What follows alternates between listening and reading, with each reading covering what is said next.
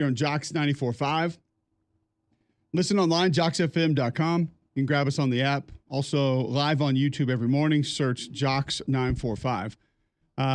Alabama this weekend, Greg, not an opponent that I think we need to break down, we need to worry about, but a team that goes into this game coming off a really nice win against LSU. What would you want to see, like to see, feel like you need to see from Alabama, not just against Mercer, but in this type of game at this point in the season?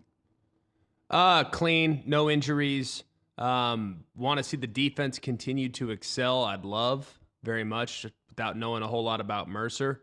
I'd love to see some pass rushers emerge.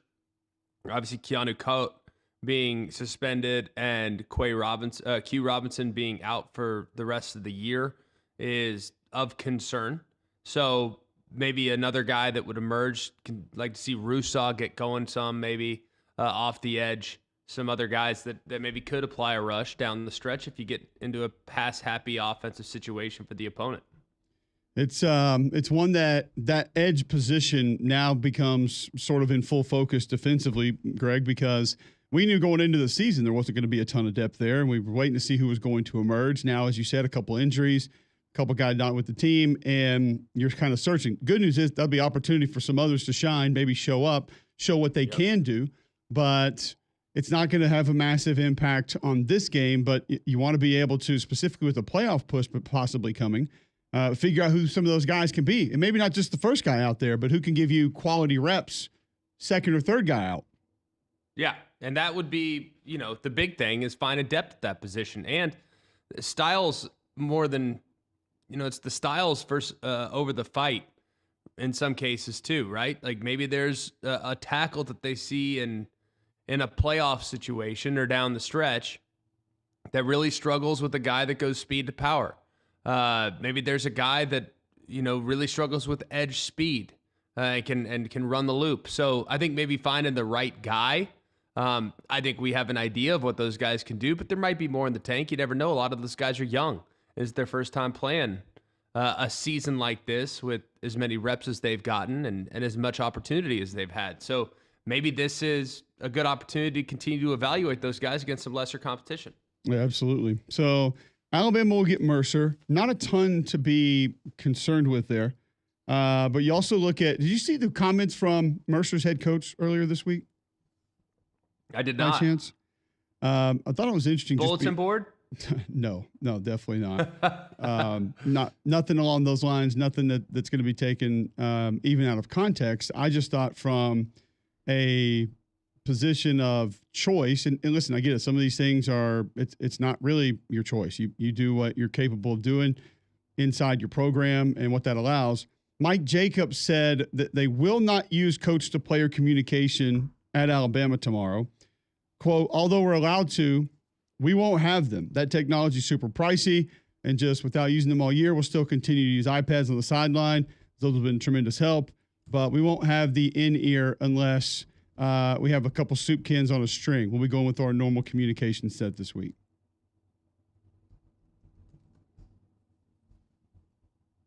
Okay. And?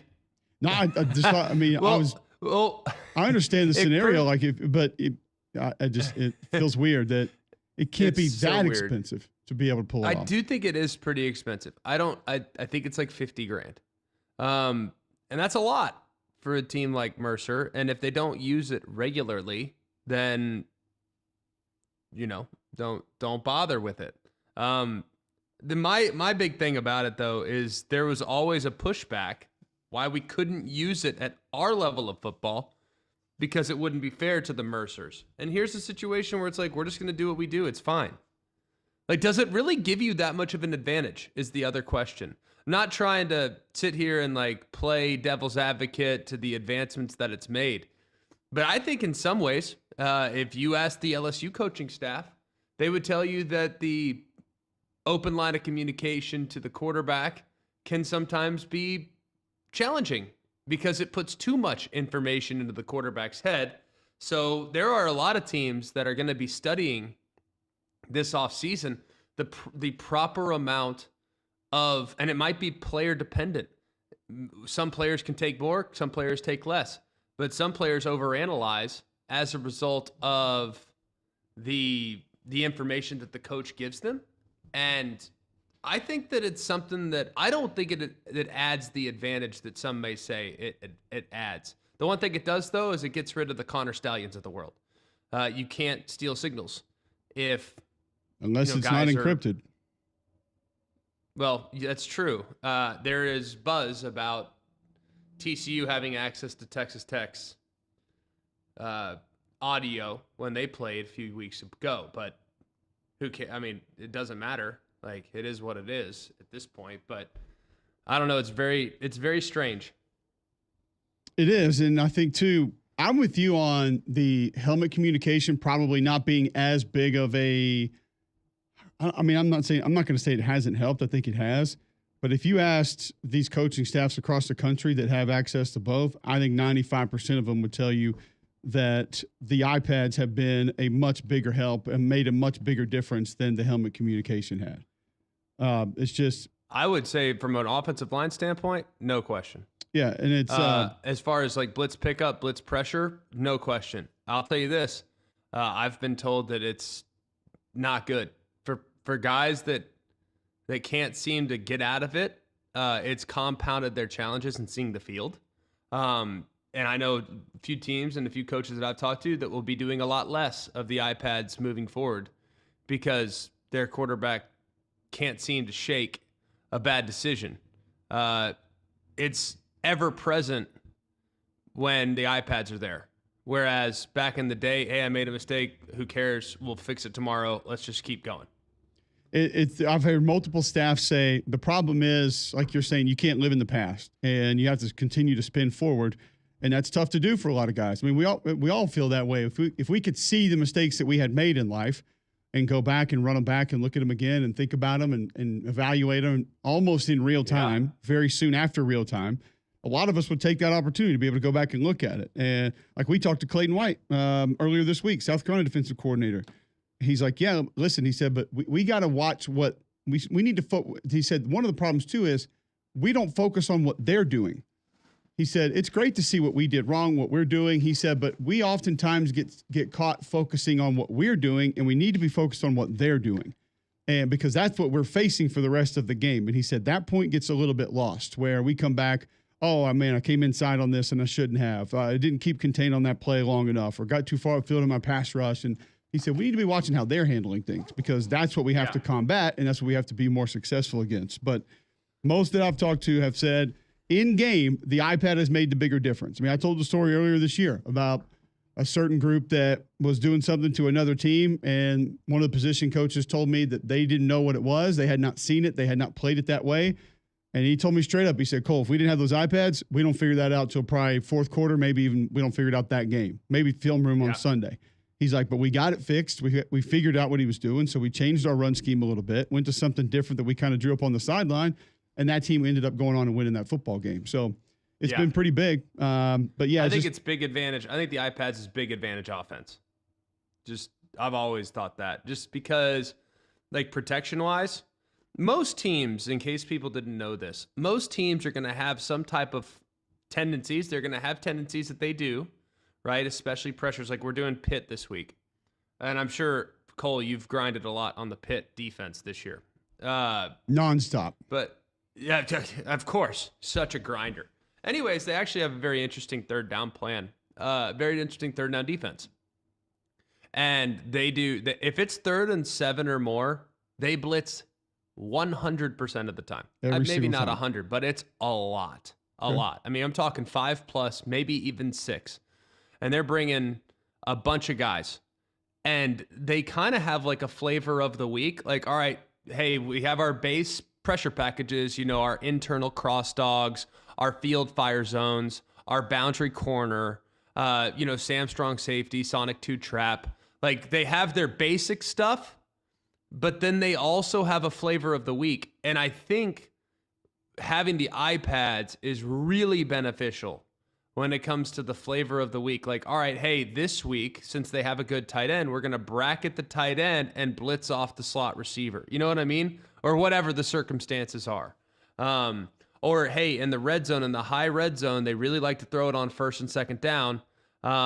They're going to bring they're going to play drop 8 coverage on first and second down. Like those are really helpful to figure out what the flavor of the week is going to be. And other teams that use, there's a bunch of teams that do the flavor of the week style. A&M does flavor of the week, mostly defensive head coaches.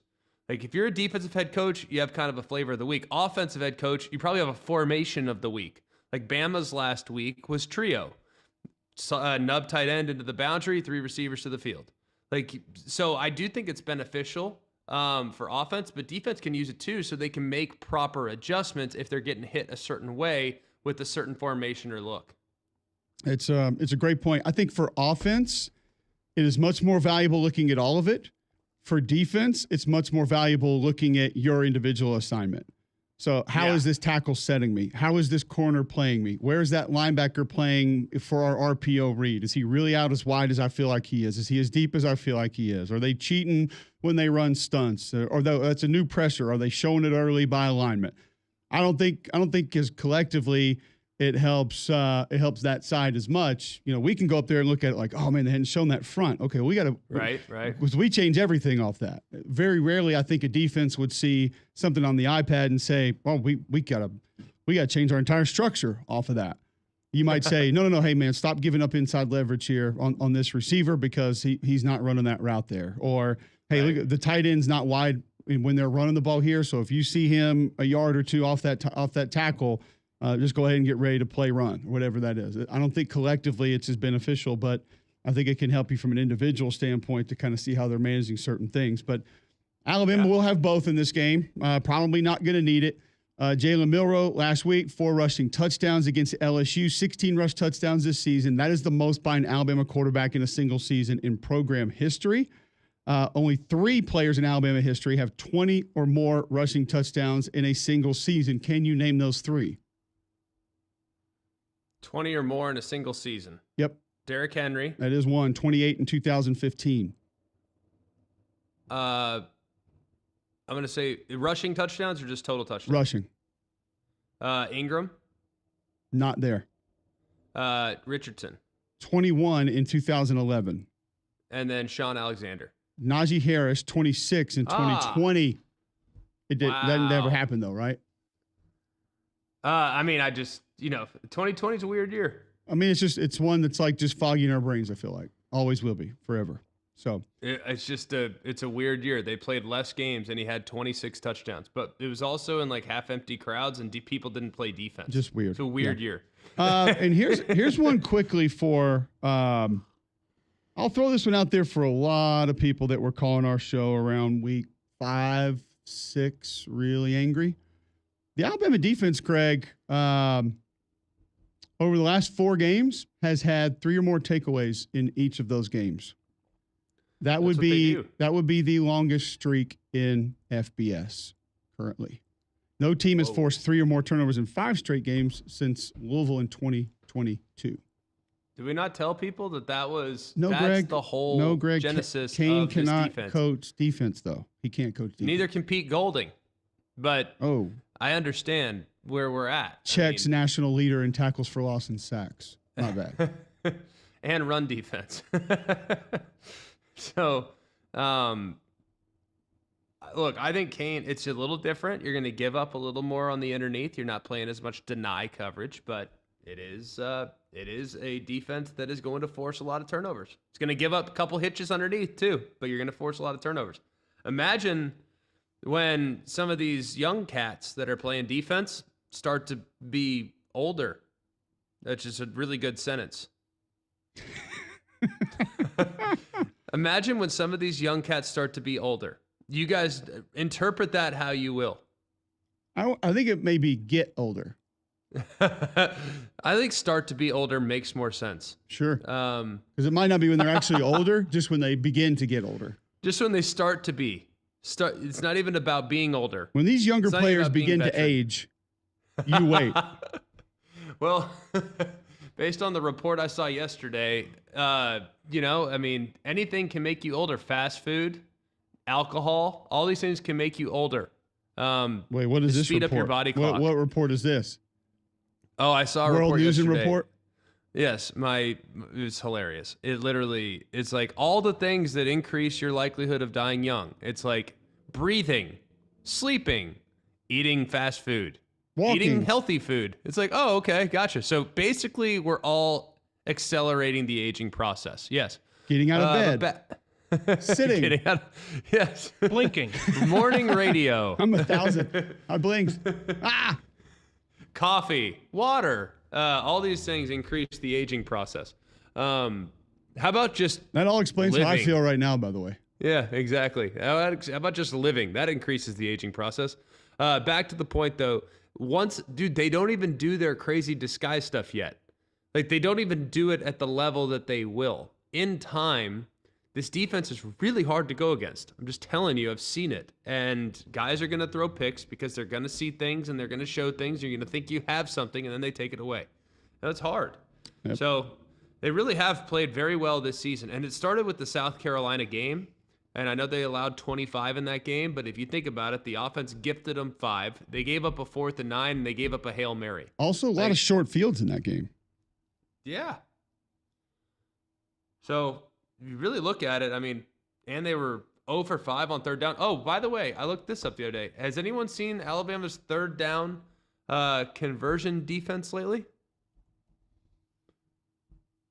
Oh, like in the last few games or just in its totality? No, in its totality, just where they're at rankings wise. I have not checked the tape on that recently. No. Alabama is number 22 in the country on 3rd down now. Defense. 21 others better. I hear you there. But considering where they were like 6 weeks ago. No, Pretty big they've taken big improvement. strides. There's no doubt. And you've had a couple injuries to overcome. You've had one defensive lineman kind of step away from the team. You've had an edge defender hurt. You've had a safety hurt. I mean, that's a lot to overcome in and of itself. By the way, statistical oddity of the day. Do you know as the number 1 3rd down defense in the country? I do. It doesn't make sense. But it doesn't, but it does, based on program history. Utah at 23.85% leads the nation in 3rd down defense. Program history, absolutely. We know they're a team that normally plays great defense and usually great on 3rd down as well, probably mostly because they have the ability to get home on a regular basis. But with what they've done this year, it does. I mean, you're 4-5, and you have the best 3rd down defense in college football. That does not make sense. How about, do you see who's 2 and who's 4? Tennessee, yeah, we talked about them yesterday. We did a segment called the Rubik's Cubelic where we go through these numbers, and that was one that we threw out. Then Notre Dame 4. Georgia's 4. Notre Dame 6. Notre Dame ain't played nobody. No, I've got Notre Dame. Northern Illinois ain't making 3rd downs. Illinois, ironically, 3rd. Yes, I've got Notre Dame at 4 and Georgia at 5. 28.23, 28.57. Yeah. Northern Illinois 3rd, by the way, and has played an extra game than all those teams we just mentioned. So, you know why you have that? Because of FBS. I have FBS. You have to be in the FBS for that. Ooh. Against FBS teams. So, my B. No. You do you. You do you. I'm going to. You're going to probably do it again today when you roll into Bromberg's. Might. I was trying to go over there yesterday. I guess now is a good time to buy furniture. I didn't know this. I was trying to get over to see my 2 favorite people at Bromberg's yesterday. Meredith's birthday is in 3 days. Happy birthday, Meredith. It's 3 days from now, so you can wish her happy birthday on Monday. You going to make her do push-ups on her birthday? No, but we can save that story for the next segment because it's actually quite entertaining. We got Roman. We can tell him. 100%. Bromberg's, though, they're the very best. And if I have a birthday coming up in my household, if someone I care deeply about has a big moment in their life, it's Bromberg's. Whether it's a wedding presents, like we're buying wedding presents for basically like my little sister, my little sister's best friend. She's getting married. We've already been in Bromberg's. Buy her something from there. They have so many different things for you. Watches, jewelry, giftware, and it's the customer service that takes that experience to the next level. They have a bunch of different events coming up here in the holiday season as well. don't have a list in front of me, but you should go to brombergs.com to see, because they have all these specials and all these all these great retailers come to Birmingham just to have a couple of trunk shows at Brombergs. That's how important Brombergs is to the retailers, or to the people that make this jewelry, and the experience that you get as a customer as a result is terrific. So go and check them out at brombergs.com, see what's coming up, and you can always go and see them in store at Mount Brook Village and the Summit. You can always shop online at brombergs.com. All right, when we come back, Roman Harper joins the show. We'll ask him about that Alabama defense. One he was really down on at the beginning of the year. Is it growing on him? Well, we'll discuss it next on Mac and Cube in the morning.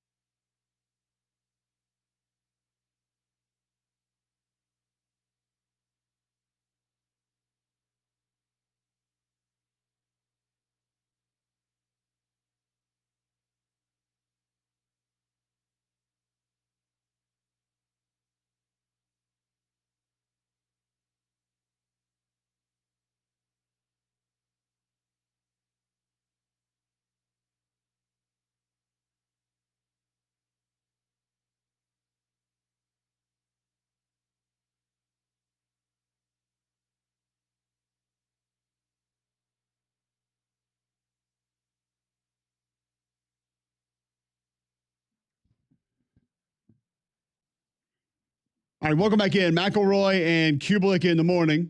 Appreciate you guys tuning in. Going to continue to talk college football right here on Jocks 94.5. Friday, November 15th, 7:24 a.m. Right to the Buyers Right hotline to welcome in Roman Harper. Roman, Wimp Sanderson told us yesterday that, number one, he doesn't like you, and number two, you're not good at golf. Well, Wimp hasn't seen my swing in a while, and I'm actually headed out here to golf right now. Okay, we followed that up with co-host of the show, Greg McElroy, also said you are not good at golf.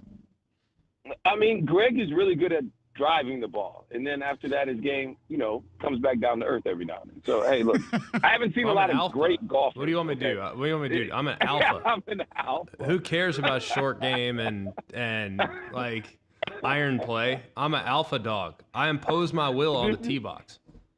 This is exactly what Greg does too. This is like all he cares about. It's like, dude, but did you see that tee ball? And I was just like, yes, it was very nice, Greg. That's all he cares about. It's awesome. When Ernie Els is sitting there like, Mike, you hit it a long way. I mean, I'm like, all right, let's ride. When Ernie Els was our guy last year, we hung out with him. You were tight with Ernie. Yeah, man, I loved Ernie, man. Ernie was super, super cool. He did give me a bad read on 18, though, and I was stop. I should have just played my Do own not ball. blame Ernie Els on you missing a putt. That is insanity. That is really dumb. You can't do that. I think it was low. Yeah, that's a low ball move by me. I agree. I could take it back, but I'm not. So it's just what it was. I got a couple big topics that we need to hit because we've been telling our listeners your thoughts on a few things and I want to get to them. Let's start with the Alabama defense. I just read the stat on air in our last segment. 4 straight games with 3 or more turnovers, longest active streak in FBS. You were a little down on this group early.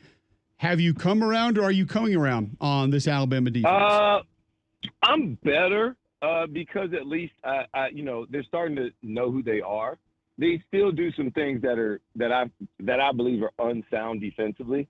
But if you can get away with it, and if the other team doesn't see it, then I'm not going to complain about it or bring it up and talk about it on TV because I'm not going to show you where the holes are at. But it is some things that I do question. But they are at the beginning of the year. I said I only cared about 3 stats with this defense, and that was turnovers, how many do they take it away, and then third down defense, which they were really good at this past week versus LSU.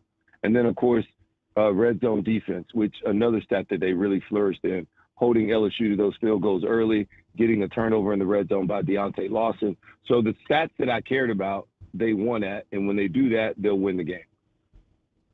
What do you make of their pass rush? Because at this point, that's one area where I just want to see a little growth.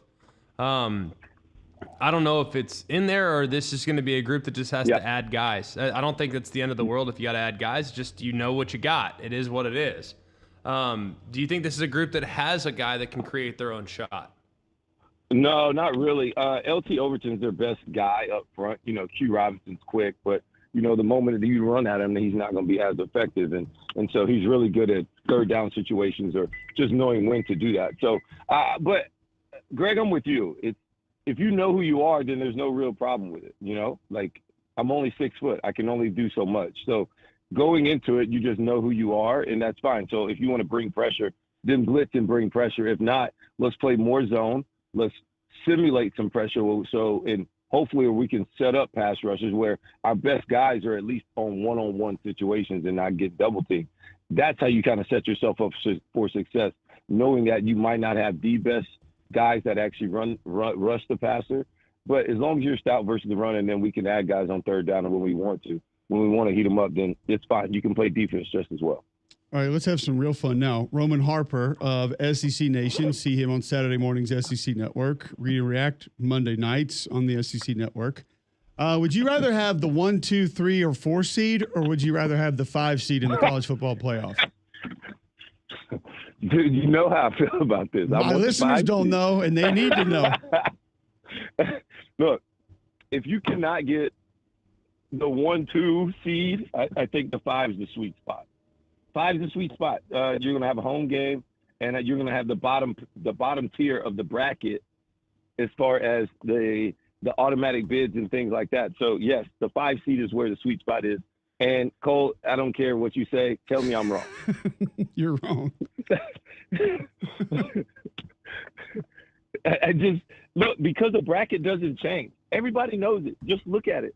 I'm not the only one. And just we'll see at the end of the year when we see who's at 5 at the end, then I'll tell you if they got a real chance. Because if the wrong team's there, then it doesn't matter. But the 5 seed will be the sweet spot. I think you're wrong. I just my personal opinion is that the only way you're getting the 5 seed is if you lose the conference championship game. So Are you better off playing in the conference championship game, losing and getting a home playoff game? Sure. Yeah, that's not the end of the world. But I personally would rather get to that first round bye, and be in a position to know where I'm going. I know if I'm the SEC champ, I'm probably going to New Orleans, start making arrangements there, and give my guys some much needed time off. Like, I think a bye week is of the utmost importance. And you said, well, 1 and 2 seed. I think 3 and 4 are equally advantageous, depending on how things all shake out, because there's no guarantee that the 5 seed, you're not playing Ole Miss. Right now, there's a real possibility that the 5 seed could play Georgia. I mean, it's not like you're guaranteed to play Boise. So I completely disagree with you on the 5 seed thing. Well, I just go off of what I see, Greg, and I understand that. You make a great argument, better than Colt specifically. But it still doesn't matter. Like, when it shakes out, I still will end up probably liking the 5 seed. Now, you're right, because we can't really answer hypotheticals that we don't know who's going to be in that 12 seed or wherever that is at the bottom. We don't know who that will be. But I anticipate it not being Georgia or Ole Miss. And like you said, Ole Miss and Georgia are two of the Ole Miss is one of the hotter teams in a beauty contest coming down the stretch that a lot of people are not going to want to see if they do get in, just because of their defense and the way they play offensively, that they're going to put a lot of pressure on teams. I think who you play matters the most. I know the bye week is great because you want to get guys rested up and you don't want to have these guys just playing a ton of games. But look, man, when and where you play games matter, especially in the SEC. We do know that. Have you ever seen good offense? I mean, every so often, a great play design is cool, but it usually has to do with bad defense. You know these answers, Cole. My listeners don't, and that's why you're on. Don't bait me, Cole. I know what you're doing here. But, yeah, I mean, some offenses have great designs. Like, I think Ole Miss had one play where they ran a switch route a little bit deeper, but I think it's all about the attention to detail within the route. One play. Well, one play that was really, really good as far as, like, the attention to detail, because Watkins slowed down just a little bit, took just a half stutter step, and then continued on with his switch route. But it's those little details that I love, because that's what, just to throw the linebacker off to say, oh, he's just a little bit behind, and now you don't see him. So that's what it is. Why do the smart players play offense and the dumb players play defense? Because we don't have time to listen to all these verbiage of all these long plays. It just doesn't matter, and you got to think less. It's just like, bro, just go play. See ball, get ball. It's easier. It's easier. You just said that. If you were smarter, would you have played offense, you think? No, if I want to get hit. I play quarterback. I can play offense. So I can do it. Who's in better shape? You or Galloway? Oh, I would say me. I don't know how much Galloway's still doing this thing. You or Booger? Dude, definitely me. Booger's old. You or Spears? Dude, that's not even close. The infuriating part is he comes in there drinking regular Dr. Pepper, eating Cheetos, and like sweet tarts the entire day. Like, just that's it, nonstop. But it's about metabolism. He's just feeding his metabolism, dude. It's not about genetics. It's about metabolism. See, I think there's going to be this about face earlier. I think there's going to be an about face in the the Health and Human Services here moving forward. We should just drink as many Cokes and eat as much junk as we have to. Just avoid processed foods and soybean oil. Like, we're good. I think that's all we're going to need to do. We're in good shape. I actually have photographs that are about 20 years old that can prove that wrong and show you how large you get when you eat and drink like that. Yeah. Hey, Roman, I did want to get to one this weekend, though. Greg and I spent a lot of time talking about Georgia, Tennessee yesterday, and first off, it feels like 10 points too much. It feels like the matchup that may be most difficult in this game will be the Tennessee defense against a struggling Georgia offense, which most times we would have spent all our time talking about. Can Tennessee move the ball against an elite Georgia defense? Is that just the story, that Georgia has to try to find some offense, and it's obviously going to be tough against this Tennessee defense? It will be tough, but, I mean, let's just be honest, guys. If Nico's not playing, there's not even conversation. And that's what I'm hearing right now, but I think it's all rumors. I think he definitely plays. But, Georgia's the biggest enigma in the SEC to me right now, guys. And it's just because I never thought that with Kirby Smart there this late in the year, I'd be asked looking at a Georgia team and asking, "What's your identity?" And I don't think they know. And so whenever you have a team that doesn't have identity, that's still trying to find it this late in the season, it's really hard to play consistency and hard for them to show up and you know exactly what you're going to get. That's what's missing for Georgia. And so if the right Georgia team shows up with the right attitude and the right mentality and are able to execute and play with anticipation on defense, Georgia could win a championship easily. But they don't do those things consistently. And offensively, they have these lulls where they don't play well for a quarter and a half, and they get down, and then they battle back. And you just can't play like that all the time. You got to be able to show up when the bell rings and put your best foot forward every single time you go out there. And to me, that is where Georgia has been lacking. And if they do that, they'll beat Tennessee, especially at home. Did you just step onto the practice green, or like are you on the first tee box? You got quiet all of a sudden. Obviously, you're yeah, I'm over here by the putting green. There you go. Where are you? I'm over at Athens Country Club. What city? In Athens, Georgia. Oh, Athens. Well, we You have guys are we have there? in Athens, Alabama. You know that. You're Yeah. Alabama native. There's a lot of Athens. You're right. Athens, Greece. You're right. There's a lot of Athens. I mean, there's a bunch. He's pulling a Hurd Street and coming back for Nation tomorrow. Well, have fun. Hit him straight. Thanks, fellas. All right. Appreciate that, man. Appreciate it, Y'all Roman. boys. Talk All to you right. soon. No doubt, baby. Roman Bye. Harper, ESPN, the SEC Network. See him on SEC Nation, Read and React. And it just feels like that is the story this year, which is different from a lot of other years. And that is we usually talk about can the Tennessee defense or can the Tennessee offense move the ball against a difficult Georgia defense. Now that seems to be flipped around for this year. So we'll spend a lot more time on it. My kids spend a lot of time on their playground from Backyard Adventures in our backyard. And here's why. We went to Cahaba Valley Road, saw their site there. They have them all put together. You can go ahead and let the kids jump, climb, swing, slide on all the different options. You decide what you want. And Jeff and the guys will customize it for you. They did this for us. Great work. It's warranted if something ever were to happen. And the best part is they come put it all together. I heard Greg talking about the basketball goal. We had to have one put in. My son had his friends over yesterday. They were playing, trying to dunk on the basketball goal yesterday. G-Mac, and I know your kids love yours. I love it. It's been great. I've used it as much as they have. Sometimes it's just nice to get a little peace of mind, go out there, shoot some hoops. It's honestly been a great investment. And I mean this when I say this. Like, we've used it more than I anticipated. I mean, I thought we'd use it a lot. We use it more than I thought. So I think you guys will too. I think if you guys go down and see it and check it out, I probably anticipate I'm coaching YMCA basketball call. I didn't even tell you that. Coaching YMCA basketball this winter. So it's go time. Probably going to have some practices. Probably not going to have enough gym availability at the Y. So you know where we'll be. We'll be at McElroy's house. We'll be over at our house, rocking and rolling, doing a little 3-on-3 work and teaching the kids how to play above the rim like we used to back in the day. So check them out off Cahaba Valley Road. Terrific, terrific stuff. You're investing in your family when you invest at Backyard Adventures. Go check them out off Cahaba Valley Road, or you can go online at backyardalabama.com. All right, so I have some questions about coaching basketball. We'll get to that. And a game that's important in the Southeastern Conference that we have not really discussed yet. We'll do it next right here on Mac and Cube in the morning.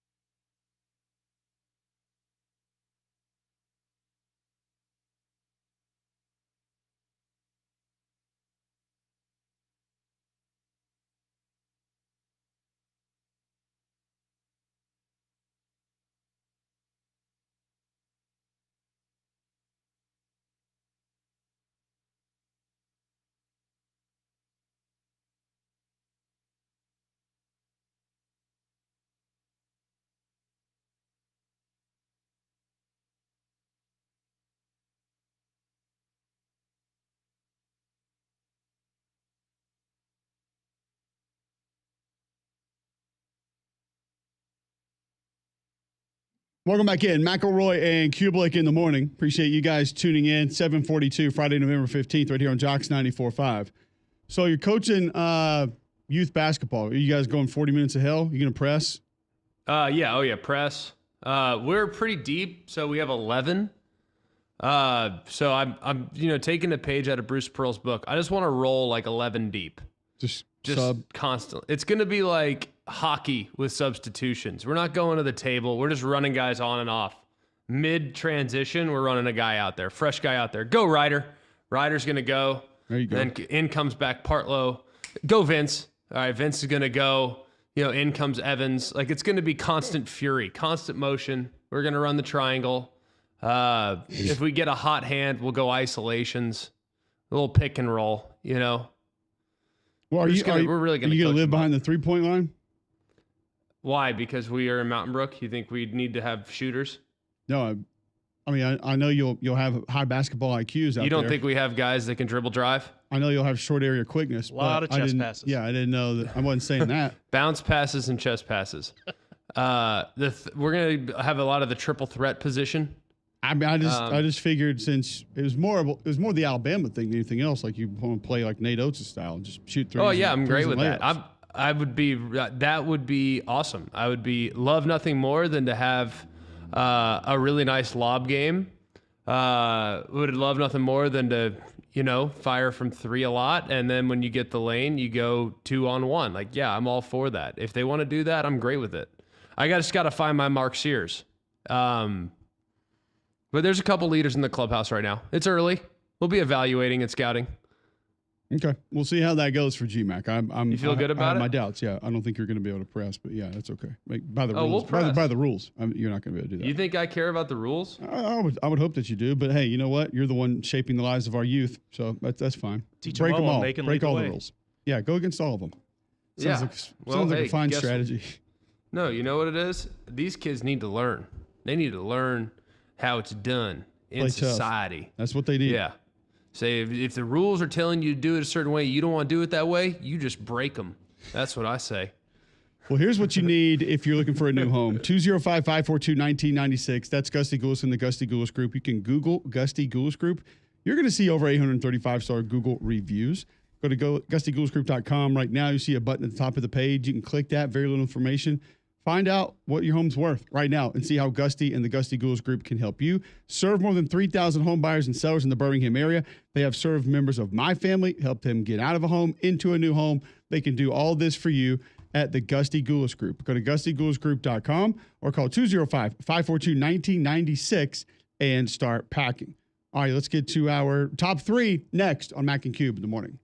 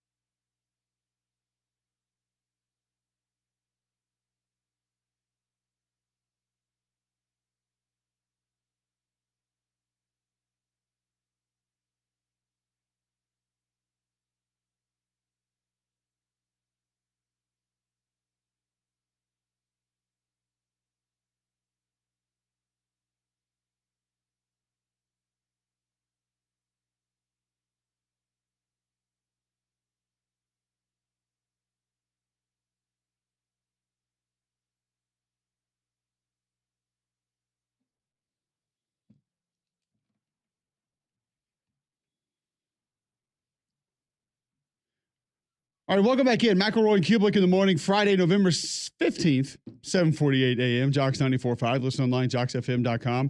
App is in your App Store, iPhone, Android. You can download it for free. If you missed Roman Harper earlier on the show, you can listen to the podcast on the app or go to jocksfm.com. Also on the app, you'll find us on YouTube. Search Jocks945, and you can watch the show live each and every day. Final segment of the first hour. We try to get to our top three each and every day. What's on tap for our top three today, Damian? You know exactly how we do it on Fridays. But let me tell you about my buddy Ben Hedden of the BHAM Realty Group. If you think about selling your home, and when it comes to selling, you only want excellence, you need to give my buddy Ben a call at 205-568-2705 or go to bhamrealtyco.com. If you're struggling to get your house sold because the markets are changing every single day, you need an expert that focuses on adapting at half the time to make sure you and your squad come out on top. That's Ben Hedden of the BHAM Realty Group. You can visit their website at bhamrealtyco.com or give them a call at 205-568-2705. All right, top three for today. You know it. Upset alert weekend, baby. Oh, top three upsets. We do it every week. Not the segment, but the same thing. LSU minus 3.5 against Florida. Florida, I think, can run the football. Number one, can keep it away from LSU just a little bit. DJ Lagway coming back. He's set to play. He has a mobile aspect. They obviously can't tackle mobile quarterbacks. Georgia minus 9.5 against Tennessee. Georgia at home, but we all believe that line is too big. And honestly, we're asking more questions as to how Georgia can win the game as opposed to Tennessee. Nico Iamaleava doesn't go. Okay, sure, that's a little bit different. Finally, USC minus 7.5. Dana Holgerson calling plays. Are they going to have a great idea of how that's going to go, what the tendencies are? All that could be broken. Also, USC's 4-5. How many of their kids even care to be out there right now? Wow. I would imagine not many. Oh, my. And on top of that, and actually this actually might be good for USC. Dylan Raiola is going to play. Oh, my. Wow. I don't know what to expect from him with the new offensive coordinator. I'll tell you, I do expect what to see. A lot of fadeaway back foot throws, a lot of sidearm throws, a lot of throws across the body, and a lot of throws with the body language of I couldn't care less about being out here. Next. Wow. Man. Have you watched the tape? Tell me what I'm wrong about. Sup, Scorched Earth? Golly. Tell me what I am incorrect on with my analysis there. I don't care. I just. I'm sorry, I forgot. Short dead. ball and fades. You get a couple of those too.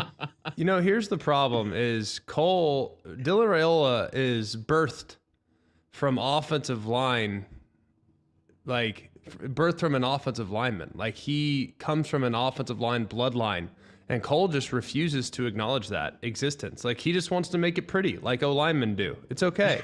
All right, Michigan State over Illinois. I'm taking Sparty. They're going in the right direction. Jonathan Smith has them playing a little bit better. Illinois, you can have them. So I will take Sparty over Illinois. I will take Kansas over BYU. Ooh. A little bit of a surprising one here for some, but if you've been listening to me this week, I think BYU last week kind of took it out of them. That's an exhausting game. They survived. They were lucky to survive, and they've been playing with fire the last couple weeks. So I will take Kansas there. And then lastly, I'm taking the Florida Gators over the LSU Tigers. I think Florida, they still have a lot to play for because they need to get to the postseason. It's a very young team. I think the team acknowledges the importance of trying to get those extra practices. I think Billy acknowledges that as well. And you have an LSU team that's probably reeling a bit. Now, if they can't rush the passer, they got problems because I don't think Florida's secondary is good at all. But I think quarterback run, if Lagway can go, is something to be mindful of as well. So I'm going to go Florida over LSU. All right, John? Number one for me, I've got Colorado being on upset alert against Utah. I do think Colorado wins the game, but now they've gone from being the hunter to now the hunted. They are a double-digit favorite. Can they handle all of that pressure? I think they can win. I think they win handily, but to just assume that they get it, I think they need to be on upset alert. Early kick at home, too. Correct. Works against you a little bit. But also, A little bit. they haven't been chirping a lot. So, I don't know. Maybe they are prepared. I do. Their camera guys have been. Well, yeah, but. To the ball boys. Ooh. Got him. Someone's got to, I guess. Somebody's got to. You can't keep it in for forever. Someone's got to. Can somebody get the trainers talking some trash, please? BYU does definitely need to be on upset alert against Kansas. Kansas, even though they have stunk all year, the last little bit they kind of haven't. They've gotten better. So BYU definitely needs to be on upset alert. And this one, a surprising one on all accounts. Cal needs to be on upset alert against Syracuse. One, somehow Cal is a 9.5-point favorite. Two, Syracuse does not want to smell their coach because he wants to use soap. So you know they're going to try and win. And number three, Cal is a 9.5-point favorite in this game. I'll admit, haven't seen a lot of the tape on Cal over the last little bit, but they somehow are 9.5-point favorites over Syracuse. So I know they have come on as of late, but still, it's surprising to see. But yeah, I still think this is a conference matchup, which, oh, by the way, but Syracuse can pull up some upsets. We've seen it earlier, and Syracuse might get this one. Syracuse does get a little benefit of bumping that game to 2 instead of being like the 11, right? Yeah. Which for them would have been what, a 8 o'clock kick? 7 o'clock kick, right? Would have been, yeah. I can't do the math on that, but either way, that helps a little bit for Syracuse. I'm with you. I feel like 9.5 a little bit too big of a number there. Yeah, it does seem big. I got USC on upset alert. I don't really know why they're favored, to be honest. I know like Nebraska's having some issues, but I do think that Dana Holgorsen, they're probably going to throw the ball all over the yard. So I hope Dylan Raiola's rests his shoulder this weekend. That actually might not work to your benefit for them to throw it all over the yard, believe it or not. Actually, Dana got kicked out of the air raid because he runs it too much. So maybe he does try to run it a little bit. Number 2 for me, I got Kansas State on upset alert against Arizona State. I don't know what it is about Arizona State and Kenny Dillingham, but they're starting to grow on me. They got a little something going. They're good. The problem is if Scadabo's healthy, their running back, okay, they're a different team. They just need – he missed last week, was begging to go in the game. Mm-hmm. So keep an eye on the injury report there because if he's up, that's a big, big, big advantage. But if he's not, there's a drop-off there considerably. He's one of the best in the country as far as all-purpose yards. So good player. He just needs to go, and I like that one. Mm-hmm. And I got Georgia, too, on upset alert because I think if Nico plays – It's hard for me not to see how Tennessee doesn't actually get the ball game straight up. I feel like they're the better team. Yes, they're the better team, but also keep in mind that different looking defenses have given him some troubles this year. Yeah. So if he does play, interested to see what Kirby and Schumann break out early to try to get to him, and then what if he were to take a couple of hits? How does he react to that? I don't know. That would sort of be the Georgia side of it, but it feels like all of us are heavy on Tennessee in this game. Maybe not just winning the game, but plus 9.5 feels like a lot. So, and sounds like collectively here too, a lot of Florida love for that game against LSU coming up this weekend. And this might be one of those first games that you really have to wonder, what is that team's mentality going to be with what's left on the table? Some people say LSU still in the SEC championship game, possibly. Not sure I believe it. Stanford Steve with us next.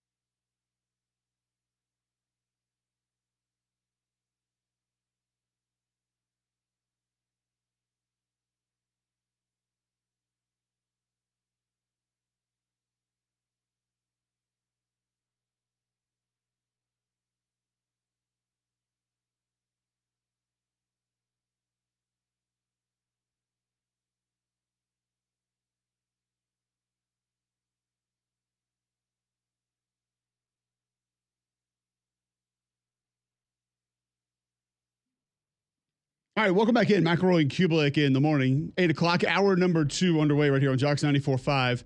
He joins us every week. Thanks to our friends at Atlas Senior Living. It's Stanford Steve of College Game Day. And love getting Stanford Steve on to just talk about kind of how he sees some of the lines, kind of see how he sees certain things happening across the landscape of win totals, different things of that nature. Were there a couple that were kind of egregious to you or really stuck out to you this week, Greg, that you've already seen that you said either one, no way I'm touching that one. There was one with Wimp yesterday. I think you kind of threw out like, yeah, no, stay away from that one. And how many others are out there that you just absolutely love that you feel like are kind of free money? I think the Kansas BYU one is the one that doesn't make any sense whatsoever. That was it, yeah. I mean, that one is really, really eye-opening. That one is a hard one to figure out and a hard one to justify. I think the Tennessee-Georgia one is hard to justify. That's a lot of points. I mean, so it makes me think, I think everyone and their brother feels like they're on Tennessee. I think that's one to keep an eye on. If that thing gets above 10, it's at 9.5 right now. If that thing gets above 10, Katie bar the door, don't touch it. I think that's a dangerous game. And then the other one is the Michigan State at Illinois. Illinois 6-3. Michigan State has struggled this year. Not really a great football team by any stretch. They're 4-5. They're on the road and they're a 2.5-point dog. How does that make sense? Vegas just begging you to take Illinois and to lay the points. So those are probably the three that jump out the most to me. I think where he's awaiting his driver, his personal escort, to pick him up. But I think Stanford Steve, who's brought to us by Atlas Senior Living each and every week, Greg, is joining us now. Well, that's good. Who is his driver now? Is Jeff Brown? Is it Herb Street? Who's driving Stanford Steve? I'm just curious, is it Coach Saban? Maybe Coach Saban's driving him. He's brought to us every single week, thanks to our friends at Atlas Senior Living. Give a shout out to the resident winner, Carolyn Clark from Madison at the Range in Alabama. And then the public pool winner, Jason Hinson. To sign up for an Atlas pool, visit atlasseniorliving.com and click on the football banner. This is the senior living community that takes incredible care of the people that we love. So go and check them out, atlasseniorliving.com. What do we got? What's up, boys? How we doing? Where are you? Athens. Lovely Athens. Did we check in with Roman? Did he get off the first tee yet? Oh, he would have told you that he got off the tee about 380 right down the pipe, but we have no confirmation of that. I had no idea you had a personal driver. Nice. I had no idea you had a personal driver, that you had moved that far up in the world. Man, that is impressive. I do not. Oh, it's a lovely day here in Athens. Hampton Inn, there's about 7 class trips, or it's just one giant class that just took over breakfast in the lobby. It's beautiful, ready to go. We've been talking about this game a lot the last day and a half, and it feels like complete role reversal, where normally we're asking the questions, how can Tennessee's offense even find a yard against this Georgia defense? Now this year, the Georgia offense struggling more than we thought they would. This Tennessee defense looks great. Do you see a lot of room for success with the Georgia offense against this group this weekend? When you watch the tape from last week, there's definitely room for improvement, Cole. The quarterback's going to get the blame when things go wrong, but watching it, it was bad. I don't know if Ratledge, I'm not making excuses, but we know he had the tightrope, but him whiffing on some big spots, the tackles just haven't been up to par when you talk about what they thought they had coming in. So they got to get the offensive line right because Carson doesn't have a chance if he's not going to have time, and he struggled on his own already. And then the running back, the wide receivers with the issues off the field, it's really starting to show. Those were some guys they used to separate. And then the running back, position, just talking to people, they're down 4. I don't know what happens here, but it seems like they lose 4 running backs every year. But it's from a totality standpoint, they all have to be better offensively to get it done. What are some things that you're looking at this week? I don't know how you can feel comfortable laying double digits with Georgia. I think we already hit that one. That one just doesn't make sense. I love the under there. I don't know how either team scores, if I'm going to be honest. So that would be the side, if I had to play it in that game, that I'd be looking at. I think it's at 48 was the last time I saw it. Maybe it's 48.5 in that vicinity. I'm not sure exactly where it goes. Another one that I have a hard time laying double digit with, but it doesn't make sense, is Colorado. Colorado's playing Utah. I know Utah's got no quarterback, but that Utah's defense, best that Colorado's seen since Nebraska. Do you think you would feel comfortable laying double digits with the Buffs? I don't know what the dynamic is, Greg. Like you talk about, what's Utah got coming in there? The rivalry loss, what they put into it, the quarterback situation when they thought they had a kid, he gets hurt again. They're back to Wilson. And then all the expectations now, on Colorado. That's a 10 a.m. local kick. Like that's a weird setup. So, Whittingham this is the last gasp, it feels like, to get any kind of deal. I was going through the stuff with us on game day. I think every guy on our desk picked Utah to win the Big 12, and injuries, the whole thing. It sounds like Keithy's out too. He was probably the best player on the roster. So it doesn't feel great. I think Colorado wins, but Utah, Colorado played well against them last year, late in the year when they were still trying to get a bowl game, and that was at Utah. So Colorado, I don't want to give that double digits with anybody at this time of year. Right. Stanford Steve joining us on the Bias Writer Hotline. Thanks to our friends at Atlas Senior Living. We all seem to feel pretty good about Florida in the spot that they're in. LSU 3.5-point favorite. You were there last weekend, saw that team. Florida still having some success on the ground. Did not tackle maybe an individual last week, but is going to get DJ Lagway back, who had some mobility and athleticism at that position. You like LSU here? You like Florida here? The problem is I'm rooting for Florida guys. I don't know about you, but it's just the lazy take all preseason was the schedule and what they were up against. Like, I'm really rooting for them to try and still get to a bowl game. And the tunnel's getting smaller and darker, but there is a little ray of hope at the end, and this would be a monstrous one. I don't know what to think of LSU. What they had, the opportunities, they couldn't get over the hump last week, and then it just gets busted out. So I thought Lagway was great. They could have beat Georgia if he stayed in the game healthy. I definitely think Florida's a live dog at home. I think Florida is the play. I'm not sure how. Hamstring, if they can run quarterback at all, I don't know how you don't feel good about that one. Another one's Texas, Arkansas. I think it's a bad matchup for Arkansas, personally. I also think an 11 a.m. kick works against them because that place would be jumping if it were a 2:30 or a 6:30. So I kind of lean Texas. I know it's a lot of points, but Arkansas can't cover. They also can't tackle.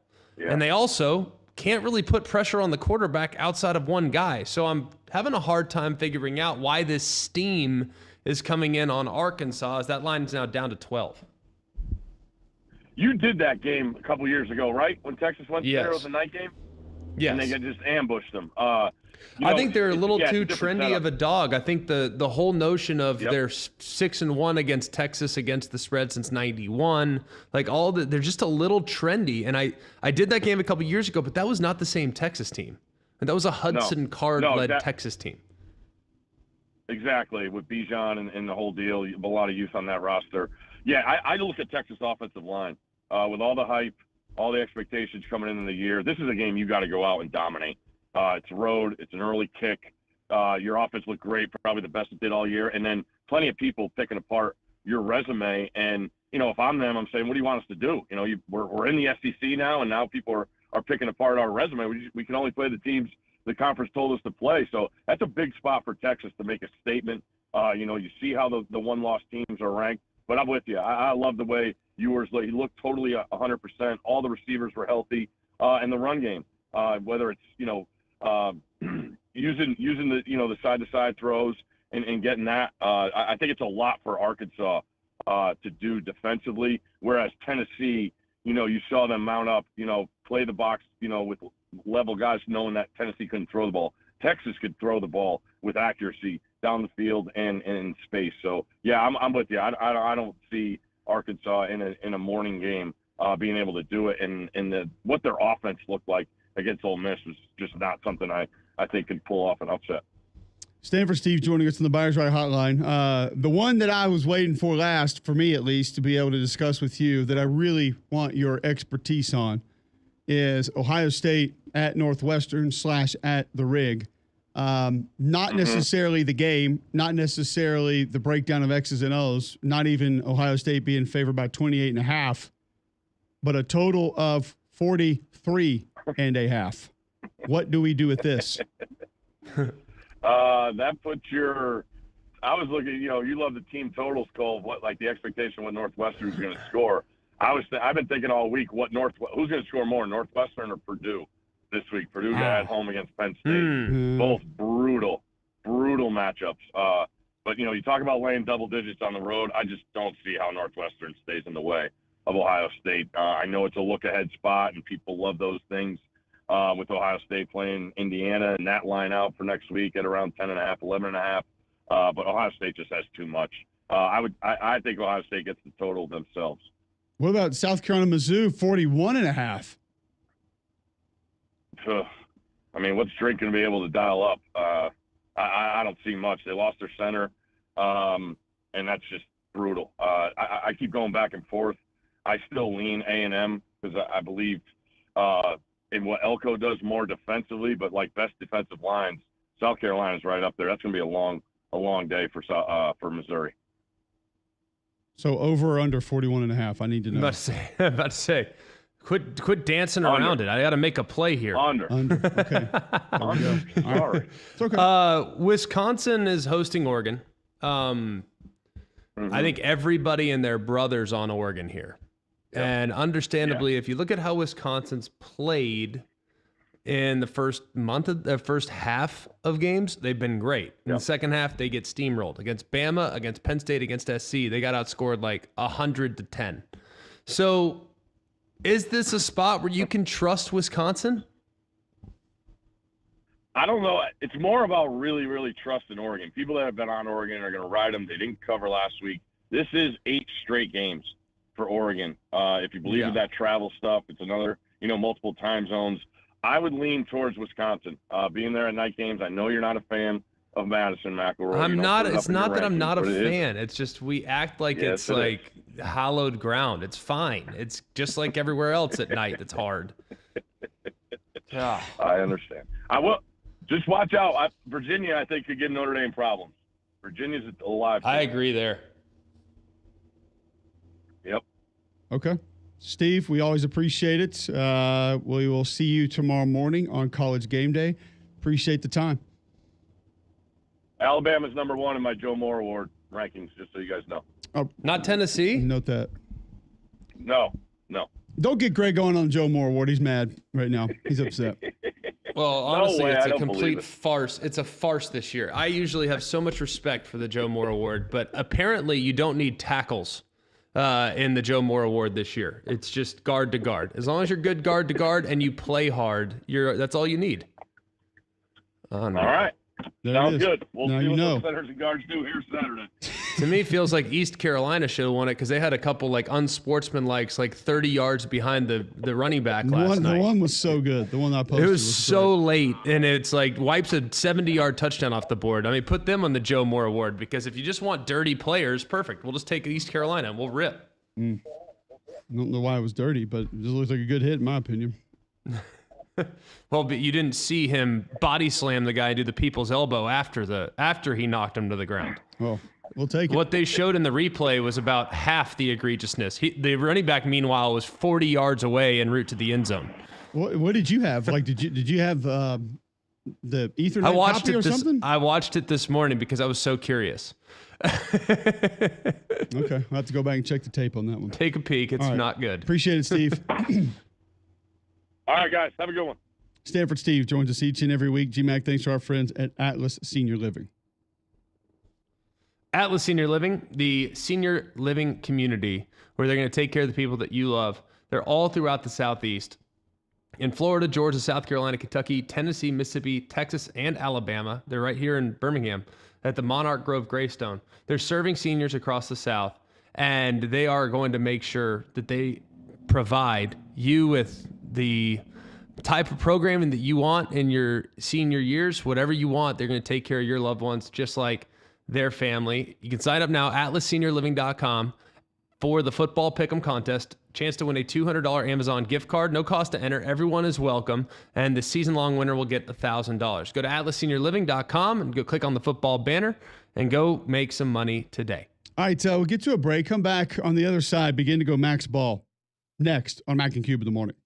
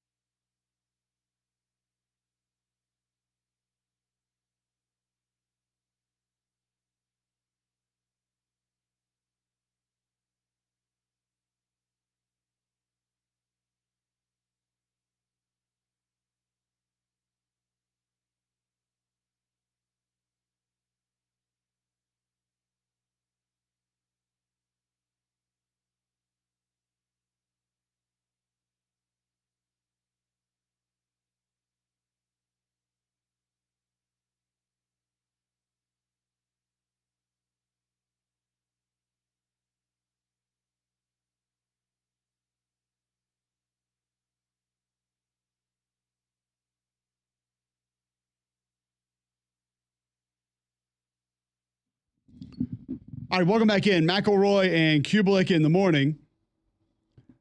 Some college football for you last night here at 8:18, Friday, November 15th. ECU gets to 6-4, 38-31 over Tulsa. Cadden Hauser goes 24-37, 314, a touchdown, 3 interceptions. Rajai Harris, 18 for 114 and 2 touchdowns. Tulsa 3-7 now on the season. ECU outgained them 536 to 399, outrushed them 222 to 106. Alabama A&M, a really nice comeback win last night. Actually went to bed and thought this was out of reach for Alabama A&M. Had it on. They were down 17-6 at the half. Donovan Eaglin goes 25 carries, 123 yards. He's been great for Alabama A&M recently because you remember they rushed for 356 against Arkansas Pine Bluff 2 weeks ago. So Eaglin rushed for 5 touchdowns during that game as well. That's the most in the game by any SWAC player over the last 25 years. So he adds to his great season last night as Alabama A&M gets the win. And you think about Grambling last night, they had 15 flags, 3 for 13 on third down, and 3 turnovers. So other than that, hey, Alabama A&M did hit 4 field goals. They get to 5-5. Grambling now at 5-6. So with that said, then you look to coming up tonight, GMAC. I mean, with such a slow slate on Saturday, tomorrow, this Friday night slate, maybe something to get a little bit more excited about. 7 p.m. tonight on CBS Sports Network. 2-7 Wyoming is at 6-3 Colorado State. Also at 7 ESPN2, 5-4 North Texas is at 4-5 UTSA. But on Fox tonight at 8, you have 4-5 UCLA against 5-5 Washington, an old Pac-12 matchup. And then at 9:15 tonight on FS1, you have 4-5 Houston at 3-6 Arizona. So that's your college football coming up tonight. Eagles took out the Commanders 26-18 last night. Eagles get to 8-2. Commanders go to 7-4. So Eagles take control of the division. Jaden Daniels 22 of 32, 191, a touchdown and a pick. Saquon 26 for 146, 2 touchdowns. Also caught 2 balls for 56 yards. I'll ask you guys this question. how good is Saquon? I'm not saying definitively he is. Can you make a real argument right now for Saquon Barkley to win MVP? Yes. Okay. John? Yeah, I think I could. Okay. Just If you look at his all-purpose yardage, he's the leading rusher in the NFL right now by 17 yards. Derrick Henry will eclipse that on Sunday against the Steelers. But all-purpose yardage and just how good he's been, there hasn't been an MVP at running back in 12 years, since 2012 when Adrian Peterson won it, which, by the way, is hilarious. I can't believe it was 2012 when he ran for, 2,000 yards or whatever. But yeah, I mean, Saquon is pound for pound one of the best players in the NFL. So to suggest he's not MVP worthy would be lunacy. all right. So all that being said, it would be lunacy for you not to call Wayne's and go ahead and get your yard prepared for next spring. They can do that. They can help you with that. Also, if you have rodent wildlife issues, raccoon, possum in the garage, squirrels getting up into the attic, birds trying to get into the attic up in the house somewhere, Wayne's can help. They have now a wildlife removal service, and they can help seal those areas and prevent further wildlife entry into your home. Greg, just another reason our listeners need to call Wayne's. Yeah, and the Wayne's Wildlife Service is excellent. Get them out to the house. Had birds in my attic. They got that taken care of. Have birds in the chimney, too. I mean, they can get that taken care of. I mean, they are off the charts good when it comes to taking care of things like this. Make sure you don't allow these varmints, I guess, to make you sick and these issues around your house to become more problematic than they already are. Just call Wayne's. 866-WAYNES-1. Visit callwaynes.com. So many different services that they can provide for you. Check them out at callwaynes.com. All right, let's get to just a little bit of Max Ball before we go to break, and then we'll continue it through the hour. Your feedback, 800-239-9569. Now the time to get in at Mac and Cube. LSU's won last 5 meetings in the series against Florida. Second longest win streak for either school in the series. We know what LSU looked like last week. Not great. How do you bounce back? Well, maybe it's by some people still telling you got a chance to get to the SEC championship game, thus winning that game and potentially get into the playoff. Garrett Nussmeier, the story. I've said it for the last 5 games they've played. I'll say it again. Don't throw the ball to the guys in the blue jerseys, and you might be okay. Second in the SEC, 7th in FBS with 2,866 passing yards this year.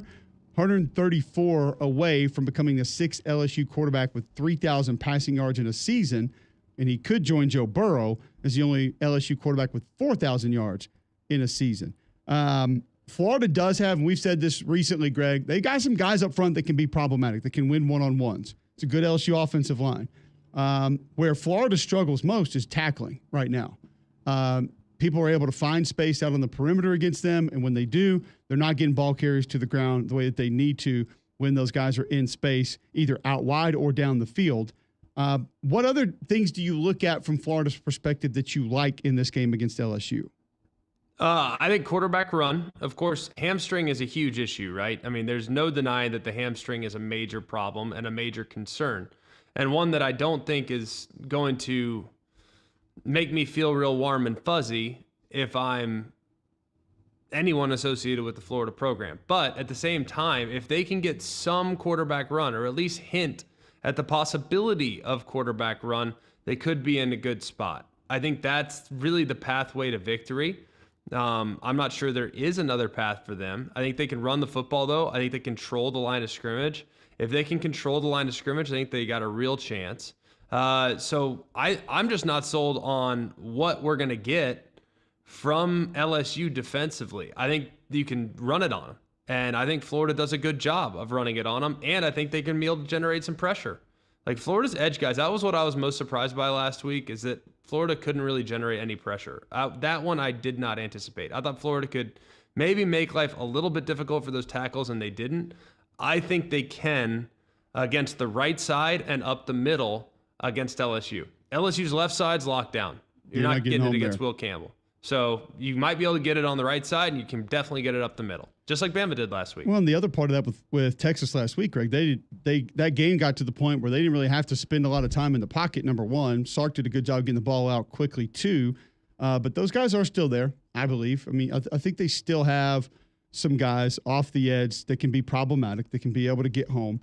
As we also know, LSU's not going to run the football. They're not going to try. No. Not saying they can't be successful with it. They're not going to try to run the ball. It's been the story the entire season, excuse me. Jack Pyburn's been great off the edge. Cersei's been good off the edge for Florida. So I'm with you. Sapp can move out every now and then and be a player out there. I think they can affect this team that way. I think it's a really good spot for Florida and Billy to be able to come in a rivalry game and be able to build some confidence and momentum when you know you're going to be back next year. You just got to find a way for the secondary to minimize the busts, because that's been a little bit less of an issue this year, big issue last year, but for some reason they turn guys loose on a fairly regular basis. You don't do that, I think you're going to be a problem. I think you stay in the game. Obviously, you change the way the game goes. LSU's not going to want to play it that way, and that also could be massive for Florida. So I think it could be a good game. I think it's one I'm really interested in. But you look at that line right now, LSU minus 3.5. I don't love it. Is DJ Lagway set to come back? Couple other quarterbacks that are coming back this weekend. We'll get to those right after this on McElroy and Cubelic in the morning.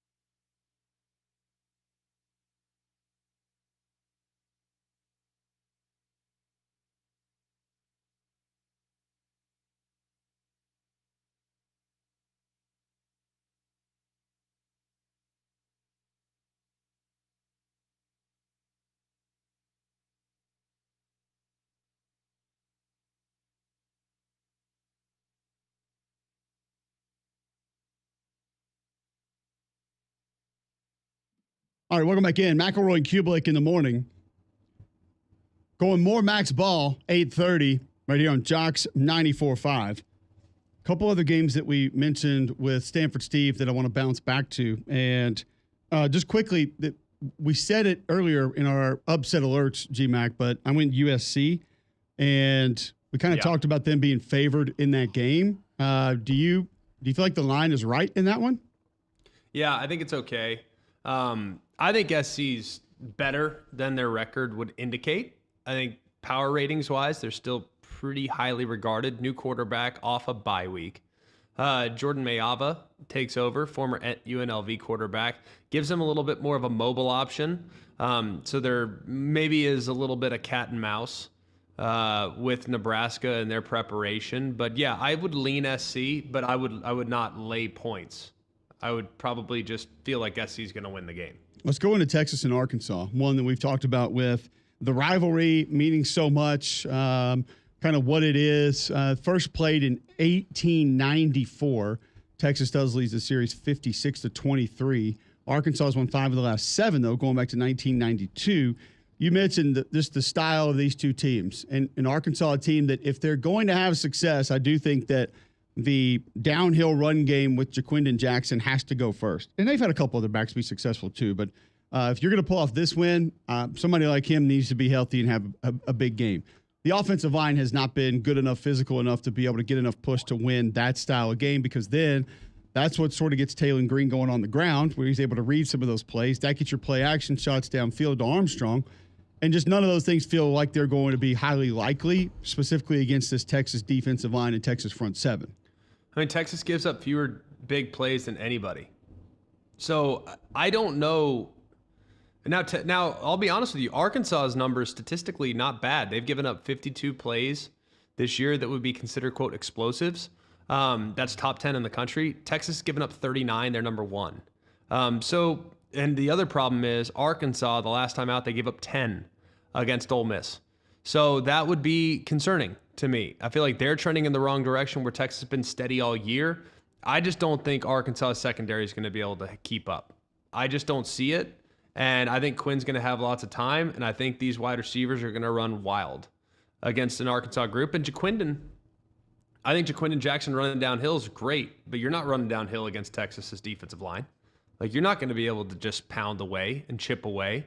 Like, you're going to have to manufacture some big plays. And I don't see that happening with the pass rush that you're probably going to get and the athleticism that Texas has on defense. No, I would agree. And it's an Arkansas team, Greg. I feel like if they would have just been healthy and all could have been together the entire year, it may have been a real different story about what we're talking about with this team. 5-4, 3-3 in conference. Texas 8-1, 4-1. But it's been running backs in out of the lineup, a couple guys defensively dinged up, banged up. Obviously, quarterback, running back, who you're going to lean on and who you sort of mold the offense around. When they're not healthy, they're not in. That's a problem.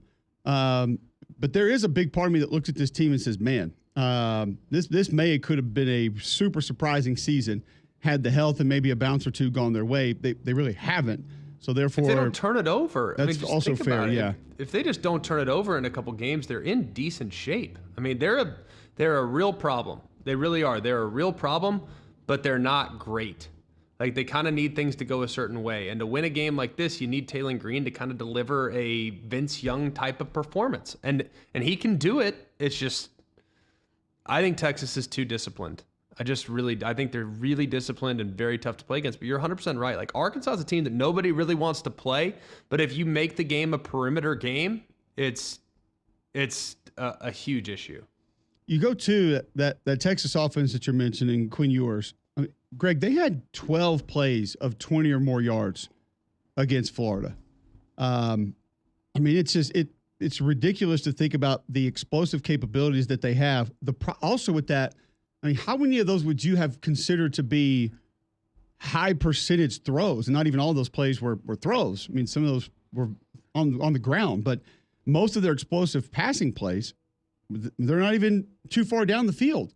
They got a couple. He made a couple nice throws down the field, but a lot of these are just utilizing motion and formation and misalignments to quickly distribute the ball. And they do a really nice job of like a traveling package that they have where it's it looks like kind of a wheel flood concept where those guys out in the front will transition into blockers. They know it can act as sort of a screen at times, but also they can read it down the field, and they read it down back. And so Quinn's really good at that concept, and obviously the running backs can run, and they got guys that know how to turn into blockers, and they just create explosive plays out of it. And I don't know if there's a defense. What Travis has done well this year is sort of find something a little bit different that's thrown teams off.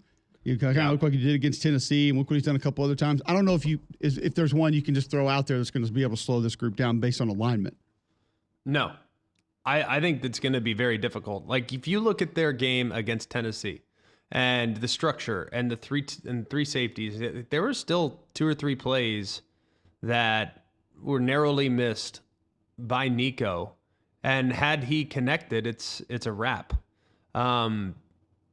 Now, Texas, are they going to get a couple one-on-ones? For sure. Will they hit them? Probably.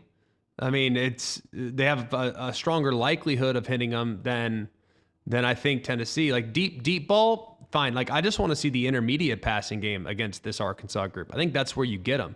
And structurally, I'm not sure there's a whole lot you can do. As long as you limit number 40's production, if you can take Landon out of it a little bit, you're fine. Because he's the only guy that can really cause a lot of problems up front. They have good players up front, but they don't have anyone that can take over the game outside of 40.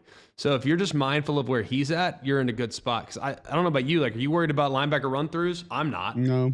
Are you worried about... Not when you're gonna bludgeon the perimeter like that. You run them through. I mean, we'll 100%. We'll hammer you on the outside. Yeah, and guess what? We'll just do simulated handoffs and throw little toss sweep swing routes to our running backs. I mean, they're now passes, but those are basically toss sweeps. And if you want to bludgeon it and you want to try to run through, that's fine. We'll throw a little toss sweep and we'll win on the perimeter, which I anticipate Texas doing from start to finish tomorrow. And then the other part too is that Texas front, Greg. It was the biggest concern for a lot of people coming into this season. And I feel like collectively they've just played really, really good football. And because there's maybe not the superstar name recognition like they had a year ago, it doesn't mean that these guys aren't playing really good ball. Alfred Collins playing great football. Barron Sorrell can go in and out. Bill Norton plays pretty good football. Aaron Bryant comes in, gives you good reps, good snaps. And they've got multiple guys like Vernon Broughton that they can roll in. They're deep there. They're a little bit different on the edges than they were a year ago, so playing more 4 down. But that's the part I think about this Texas team that not a lot of people mention when they either talk about how good they are or are not. Yeah, and I would be very mindful of that Texas front. I think they're super athletic. I think they have a couple of edge guys that can really stress you. They have a couple guys that can get their own shot. And honestly, the only thing that would concern me, if nothing else, the only thing that would really concern me for Texas would be quarterback run game. Like, my guys on the edge getting a little bit too aggressive and over pursuing. I mean, you look at Taylor Green, like, he almost always rushes to his right. So over pursuing and not allowing or not tackling and then allowing him to buy time and then get one-on-ones against my safeties, which I think are vulnerable in coverage. So that would be the concern. And if that happens, you got problems. But I don't think it will, because I think these guys have probably been hammered home. Hey, keep the quarterback in front of you while rushing the passer, and you're going to be in good shape in a matchup like this. Absolutely. All right, so we'll continue MAXX ball. We'll get away from that game. We all like Texas here. Nobody going for the Arkansas upset. Okay, I think we're all. I don't see how Arkansas. I know they're a super trendy dog. I don't see how they keep it tight. Like, do you think they can keep it tight?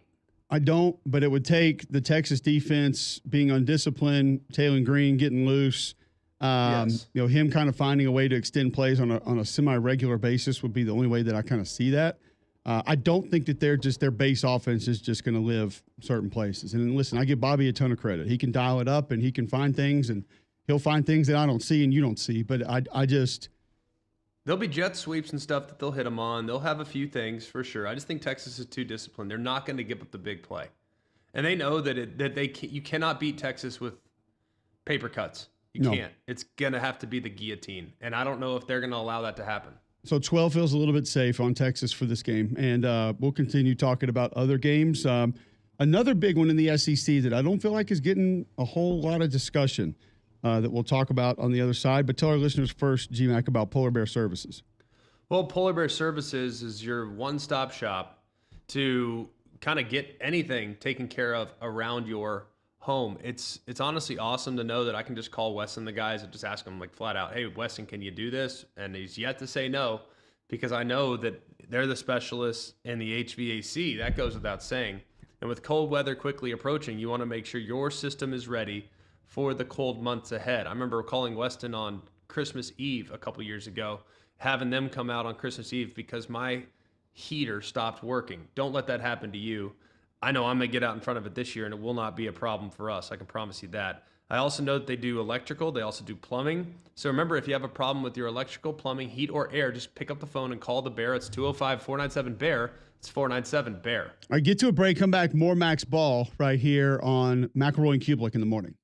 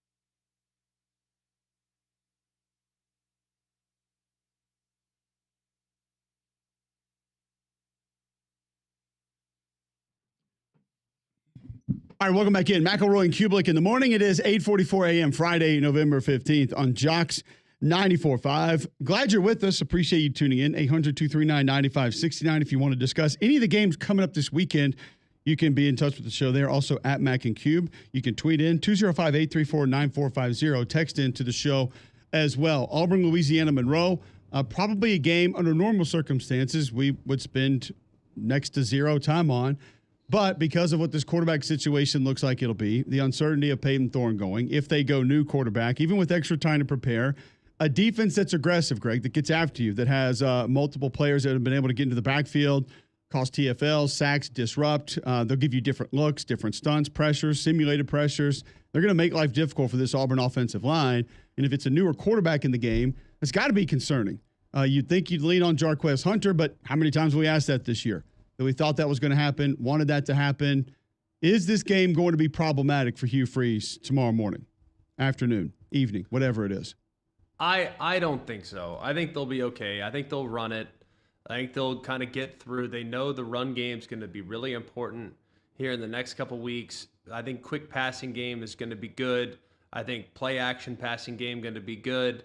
So no, I'm not super concerned about this one. I'm more about establishing a foundation that they might be able to attack Texas A&M with next week. So that's what I do. Hopefully they have the luxury of being able to do that. But I think this is one that if you get cute, it could get tricky in a hurry. I don't think they'll get cute tomorrow. Okay.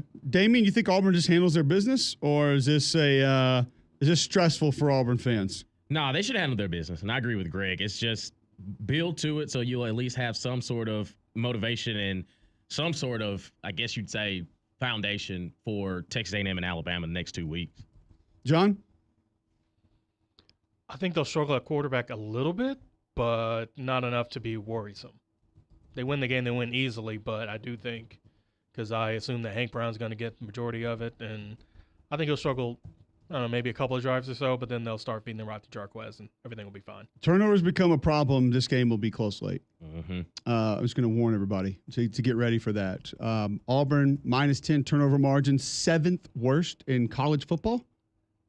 And Auburn has scored 20 points off opponent turnovers, 8 of them, by the way, all year. That's tied for 121st in college football. A team is also that's going to lean on the run in ULM, so they'll try to shorten the game. Just from a turnover perspective, be careful. Auburn has never lost to Louisiana Monroe, so obviously never lost to them at home. All 11 meetings have been there. Auburn 4 games they've lost and 6 tries at home this year. Be careful is all I'm saying. Be very careful. You guys say Dangerous comfortable game. win. Do Though. you really think it's dangerous? If they game? turn the ball over, it's a dangerous game. That's all I'm saying. Well, I think that kind of goes without saying. Every game becomes dangerous if you turn the ball over. Kentucky game though, you throw a pick right out of the gate and you battle and you handle your business there. You know? I think their defense is just so solid. If their defense for whatever reason had an off day, I'd feel more concerned. But I think their defense is rock solid. So I'm just not super concerned. Probably should be, but I'm just not. I don't know why. I'm just not. Okay, but do you guys not ask the question? Because I've been asking it for a couple weeks. We said Georgia game, easy to get up for, right? Right. You get ready for that one. Top 5 team, going to Athens. You got to be, okay, come back on the road to Missouri. Like, are you going to mentally and emotionally be there? They were. They did a lot of things well in that game. They put themselves in a position to be able to win that game. They didn't. And then you ask the question again against Kentucky, effort pretty good. Vanderbilt, effort pretty good. Is there no concern of you guys that at some point the effort and the interest is going to fade because of what is not in front of you anymore? I wonder that. Perhaps.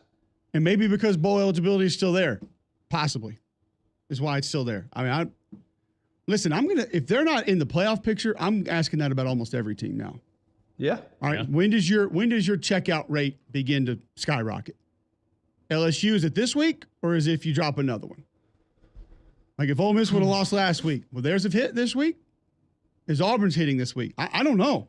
But just with where things are headed, I think you almost have to have that wonder or concern about every team that's not in the playoff picture anymore. The bowl eligibility thing, I think, that's cool for coaches. Yeah. There's just not a lot of kids out there that say, like, I understand the Danny Stutzmans of the world with their team's gone to 47 straight bowls or 111 straight, but whatever it is. I don't know. It's the longest ever. Okay, good. You went to the CarQuest Bowl one year. Congratulations. I just don't think kids are into it anymore. I don't think they care. So I always wonder about the checkout factor. And I just wonder if this is the weekend it hits with an early kick, the crowd probably not as good as it could be against a team that plays their rear ends off. I'm just telling you, they're not as talented. But one thing you hate in these games, Greg, are playing against teams that play hard all the time. And I'm telling you, ULM does. They play hard. Because you get in there and all of a sudden your pad level's high, you're not running full speed, you break the route off early, you get knocked on your rear end, and all of a sudden you're like, hold on a second now. Like, I didn't go through warm-ups the normal way. And you got to get it going, and it's the third quarter, and you're up 3. I've been in those dogfights, man. It ain't fun. And so all I'm saying is be careful. You turn it over and give this team life early and make it a close game in the third, and then their energy that was always more than yours starts coming out even further. And what did we talk about last 2 games?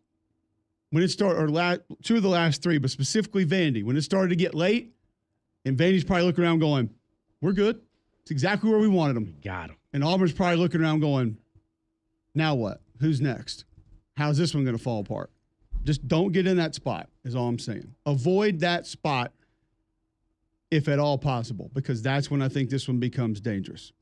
All right, GMAC, game I'm going to be on, 3:15 on the SEC Network. Number 23, Missouri. Number 21, South Carolina. The total's 41.5, by the way. Some of that understood because of the defenses involved. But then you throw Drew Pine into the mix for Missouri. Now, for 3 quarters, it wasn't great, but he did some really nice things later in that game, Greg. He had a couple of nice scrambles. He had one quarterback draw that was great. The throw to Theo Weiss, that was actually a draw called. He saw the one-on-one with a taller receiver, threw a really nice ball. Weiss makes a great catch. Can they build around that and find consistent success specifically against this defense in this game? I would like to think so, but I don't know. I think this is a really physical defense. You tell me. Like, everyone wants to talk about the defensive line. I think the defensive line's excellent. They make everybody better. But I think the linebackers are grossly underrated. They're veterans. They're physical. I think you got 3 of them that can all play at a pretty high level. And you got 2 or 3 safeties that are all kind of interchangeable. Nick Eamon-Worry gets all the attention, but if you look at their nickel and you look at their other safety, like, both those guys are capable of playing every position in the back end outside of corner, and that gives Clayton White, the defense coordinator, a lot of versatility, and you got great length at corner and a physical group of corners as well. I mean, you got 3 guys at safety that are all 210 plus that can also all play kind of hybrid linebackers. You got veterans on the inside. You got physical corners with great length on the outside. There's just not a lot of margin for error when playing against these guys, and they're a hard group to game plan against. And on top of that, like you mentioned, those guys in the secondary that can play a lot of different places have played an absolute boatload of football. All of them. I mean, I think there's 4 guys on this defense that were there when Muschamp was there. Think about that. It's crazy. It's crazy. So they know the stadium, the fans, the people, the scheme, they know the geography, they know all of it. They've seen every look, every route, and that's dangerous when you're going to have to limit things for a quarterback. For Missouri, Greg, stretch play with Nate Noel has to go. It has to go, because you want to widen that front out. You want to get them running, sideline us, make them go chase those plays down out there on the numbers and on the hash, and then try to come back with a few things right at them, or build a couple play actions. Your boots off that are always great. So if that's going, you look like your bootlegs are going to be there. Make sure those ends are playing you straight up. Then your cutbacks can come back. But I don't know if Nate Noel can have 25, 23 carries in this game. I mean, he's been dinged up. So I don't know to the extent you can use him as. Not that Marcus Carroll's not a good back, but he's not the same kind of back. And then on top of that, too, Nate Noel and pass pro against these guys. I don't love it. It's not ideal. But who do you like in pass pro against these guys? That's fair. Yeah, it's like, I mean, that's not really a Nate Noel thing. No, I told you guys we were having an O-line conversation a couple weeks ago, and somebody's like, well, LSU's line did not look good against South Carolina. And I'm like, stop. Give me the one that did. We can't use them as our barometer of good offensive line play this year. They've wrecked everybody. Like, stop. Everybody. It's not the one. So, but yeah, it's fair. All right, I'm on it, so I'm not going to pick it. But GMAC, which way are you going with that one? I'm going South Carolina. I think they handle their business. Their defense is too good. I think they've found something offensively. Their identity is just power run team, quarterback run team. Sanders the last 2 weeks has looked much healthier. Mm-hmm. He's got a little extra burst. Not at all optimistic about the passing attack being what wins this game. But I think it's going to be a low-scoring affair. Like, I think Missouri's defense will play well and would expect them to give them some fits, but I also think there's just too much. There's too much that I feel confident in with South Carolina's team to make me feel good about the possible upset at home. I think this is one they've had circled. I think they're ticked off. They've lost 5 in a row to these guys, and last year was an embarrassing effort. So I think you'll get South Carolina's best tomorrow. As we head further into football season, how many changes in the weather are going to be here. Protect your HVAC system with a checkup from a trained comfort specialist. When cold weather hits, you'll have peace of mind. You're protected by America's most reliable and trusted HVAC brand. Find a comfort specialist near you at Train.com. Remember, it's hard to stop a train. Damien, Missouri, South Carolina? I'm going South Carolina. 5 and 6, man. Got to find a way to slow them down. I don't think Missouri can. John, Mizzou, South Carolina? I'm going South Carolina. I think they win the game easily, although it will be a low-scoring game. So it may look like it's close. I do think both teams will struggle offensively, but South Carolina wins without question. Would you go under 41.5? Yes. Whew. That is not a lot of points. I don't like betting unders, but this feels right. How about the folks that had the under in Missouri, Oklahoma last week? And then the final 3 minutes hit. On Monday, with bad beats. Goodness gracious. It's complete insanity.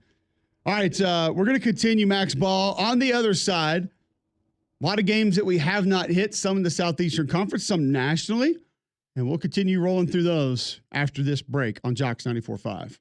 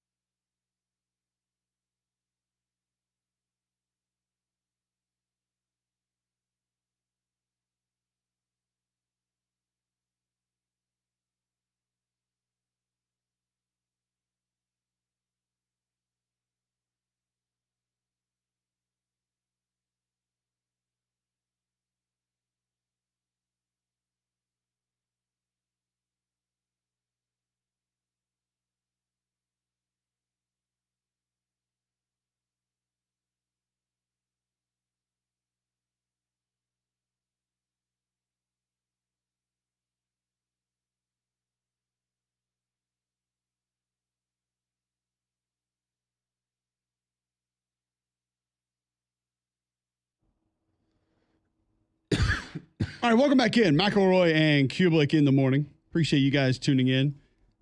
9 o'clock, hour number 3 underway, and we will continue MAXXX Ball the rest of the way through. Before we do, Greg, it is November. Are we allowed to talk Heisman Trophy? Yes, it's time. You're allowed. We're not only is it November, it's mid-November, so it's okay. So we're good. We can move right into that. Okay. Let's move into the Heisman talk for just a moment. Before we do that, if you're looking to move out of your home, who should you call? That'd be Crocker Moving Services. They're a local company owned by an Iraq War veteran, Eric Crocker. Crocker believes in hiring movers you can trust to complete full background checks and run drug tests on every single employee. These are good guys, and you can trust them in your home. Whether you need your whole home packed up and moved, your company headquarters moved across country, or you just want them to come rearrange your living room, these guys got you covered. They also do deliveries for furniture that you personally need to get to your home. So call or visit them online today for a free quote. The website's crockermovingservices.com. That's crockermovingservices.com. Support your veterans by choosing Crocker Moving Services for your next move. Are there players that I feel like that the media has kind of shaped this already with just a couple of different guys. Travis Hunter obviously going to be there. Ashton Genty obviously going to be there. I don't know who else is necessarily a lock at this moment to be there. I think there are a couple that certain people say yes, certain people say no. Is there another lock outside of those two to be in New York for you right now? I think Travis Hunter's probably a lock, yeah. I'm trying to think of, Shador, I think, could definitely get there if they went out. It's going to require a good game this weekend against Utah in a national audience, noon on Fox. I'm sure they'll be hyping him significantly. So that'll be a big opportunity for him. Trying to think of who else would be in the mix. I feel like every year the Heisman gets more and more underwhelming. Are you kind of on the same page? Would not really push back. No, I don't. I'm trying not to be a negative Nancy about it, but every year it's you're almost hard pressed to find guys that you're excited about putting on your ballot. It's just not, I don't know. It's lost a lot of luster with me, which is sad because I used to love it. I know you did too. Damian, is there a guy we're forgetting about? Cam Ward, is he a lock to go? Not a lock. Not a lock. He's a lock. He's a lock to be in New York, you say, Greg? Yeah, I think so. Not if they lose another one. Leads the nation in passing yards. Leads the nation in passing touchdowns. So Dylan Gabriel? Probably should be getting more conversation, but does he get the conversation because he's having that good of a year or his team is that good? That's unfortunately the way that we look at it. Yeah. He's got 22 passing touchdowns this year. Now, he has more passing touchdowns in his career than anybody else. 5 interceptions, 2,848 yards. Now he's completing 74% of his passes, which is going to put him a little ahead of a lot of other guys that we're going to talk about from a yards and touchdown perspective. This is going to be good. So just get ready for this response. Should Jackson Dart be in this conversation? Look at him softening up in his old age. Yeah. No, not softening up. You want me to throw a wrench in Jackson Dart's candidacy? Oh, sure. 2 words. Austin Simmons. Backup quarterback comes off the bench and leads maybe the most impressive drive of the year. Anybody can do it for a drive. Ask Jeremy Johnson. The quarter. I'm just saying. I think Jackson Dart's a good player. I think he benefits from a very quarterback friendly system. So it's just hard for me not to acknowledge that possibility as well. He still runs it though. It's still he's still. We've also seen some guys come in and not be quite as successful, and also he'll break you down with his legs. He deserves some credit for that. So who's out there, Saber, that we're not talking about, that we haven't thought about? There's 2 that kind of come to mind that one will have a chance to do it. The other one, you'll need some help to do it. One of them is Jalen Milroe. I don't think, unless they make the SEC championship game and he shows out, yes, he'll be the starting quarterback and playing, but he doesn't have a marquee game to be in front of everyone. But you're like, you know what? That's our guy. I think people are thinking about it, but not nearly as much. But the other one is Curtis Rourke. He's having a good year. If he shows out against Ohio State and they get that game, or even if they lose that game, but I'll say on defense, he has a chance to propel himself at least into the conversation. I think it's fair, Greg, and he doesn't have a ton of buzz right now. I will say Milroe's got some real buzz. After the LSU game, I heard a lot of people saying, "Oh, he's back in my Heisman candidates. He's back at my Heisman ballot. He's on my list. This, that, he'll be there. Because there are a lot of people that just said, well, his Heisman year is done. It's over a couple weeks ago. So he's kind of been on a bit of a roller coaster as it's concerned to potentially get into New York. Damien, anybody we're forgetting leaving out for you? It's kind of a question. If Ashton Jeanty, just kind of exclude him, would you say Dylan Sampson is probably the second best back in college football? I think so. Greg? Trying to think of like who else would be in the mix. Like he's definitely up there. Like I'll tell you too, if he wouldn't have gotten dinged up, I do think Bryson Daly would be in this conversation. A lot of folks won't like it, but Bryson Daly. Quarterback at Army. Well, no Greg's out on that one. No, I mean I'm fine with it. I mean, I don't think he's gonna have enough attention. And on the Milroe case, like I think there's just going to be too many voters that remember there were 10 million people that watched the Tennessee game. I just think that's too much to overcome. I don't disagree with that, but if they make their way into the SEC championship and he shows out, I think he can. That's what I'm saying. I think he can play his way into it. But as it stands right now, he doesn't have that opportunity. He has enough clout right now to play his way into it. He's not coming out of nowhere like some other people would be starting from right now. So yeah, I agree with that. I don't think he's necessarily in New York still today, a quarterback that's going to deliver, highlight reel moments. Like that's what it comes down to now. It's a highlight reel award. That's why I think Cam Ward's still the guy to beat. All in all, is the highlight reel aspect of it. Like Travis Hunter's a great football player. There's no denying that. And if he wins it, I don't have a huge problem with it. Because if you wanted to argue most outstanding player, which is what the trophy says, it feels like that's actually how we would talk about it. Hunter's in the mix there easily, no matter how you spin it, whether it's wins, whether it's highlights, whether it's just best football player, like he is in the mix for all of that. So yeah, Greg, I would agree with you.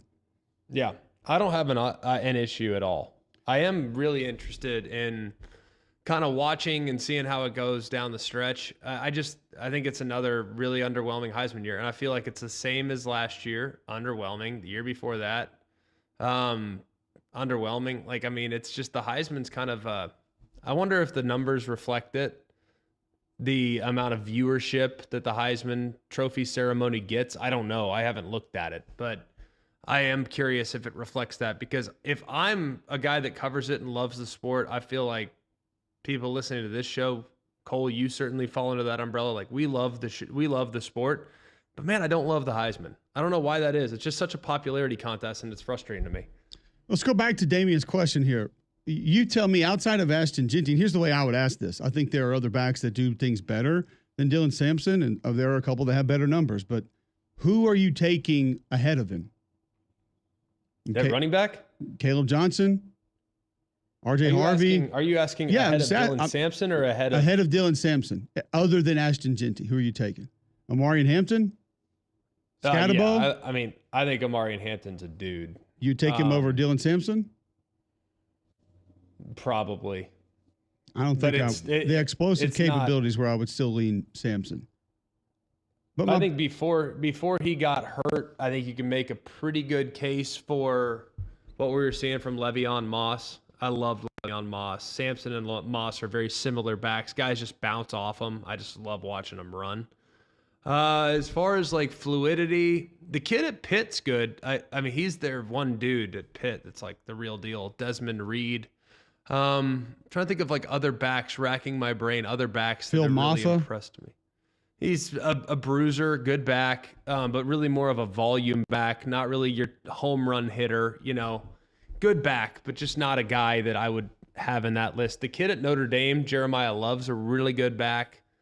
I'm trying to think of like some other guys. Woody Marks, we've seen him for a while. I like Woody Marks. He's solid, had a nice year. Really if good. they'd give it to him. Jarquez Hunter, same thing. If he had some carries, maybe we would know a little bit more what he can do. We know. Right? Jordan James at Oregon, potentially up there. I'll tell you who I like too, and I don't know if you guys are watching this, Mekhi Hughes kid at Tulane, because I've been watching their O-line a lot the last couple of weeks. He can go. He's got real juice. So, Rashard Smith at SMU. Genty's kind of in a league of his own. I agree. To me, I'm not sure. I love the kid at Texas Tech, Taj Brooks. He's really good. Gosh. Oh, the kid at Kansas State, DJ Giddens. I kind of like him. Yep. He's a good back. There's Isaac a bunch Brown of at good Louisville. backs. Yeah. Well, he had a really nice game against Clemson a couple weeks ago. That was kind of a statement game. But other than that, he's had ups and downs. The other guy I like is Bashal Tutin from Virginia Tech. He's just been a little banged up. So there's a bunch of good backs this year. Kyle Monangai from Rutgers, but he's kind of come back to earth after a hot start. Yeah. There's a lot of good backs, but there's none that really blow you away.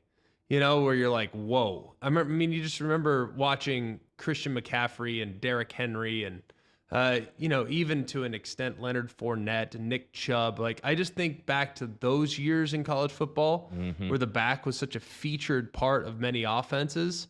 Now it just feels like backs are kind of a dime a dozen. Doesn't mean they're not good and not tough to bring down, but it's like, I don't know. Like, Sampson's certainly elite, but there's not many that are super, super high level elite that, are head and shoulders above everyone else. They all kind of, like, if you told me that Taj Brooks at Texas Tech had to go play in Iowa's offense and run, I think there'd be no drop off. If Omarion Hampton went and played at Tennessee, there'd be no drop off. If anything, there might be a slight upgrade. If Dylan Sampson went to play at North Carolina, probably be the same, right? Just a lot of backs kind of feel interchangeable, but there is an upper tier that those backs all kind of belong in. I'll stick with my answer, though. After Ginty, I would take Dylan Simpson. He would be the guy that I would go with. If you had to, if the committee came to you and said, outside of Travis Hunter, because he plays both, you have to give this award to a defensive player, Greg, who would you give it to? Ooh, that's a great question. You want to talk about not feeling like there's a guy that has sort of separated himself and I got a list of like great defensive players this year that I love. Last week notwithstanding, I've loved what I've seen from Whit Weeks at LSU this year. Granted, little out of control at linebacker, little out of control, but man, he makes a lot of plays. Chris Paul. I might not even take him first off his defense. You're taking Brent Swinson? Mm-hmm. Probably. Yeah, he's had a nice year. What up, Pooh Paul, Ole Miss?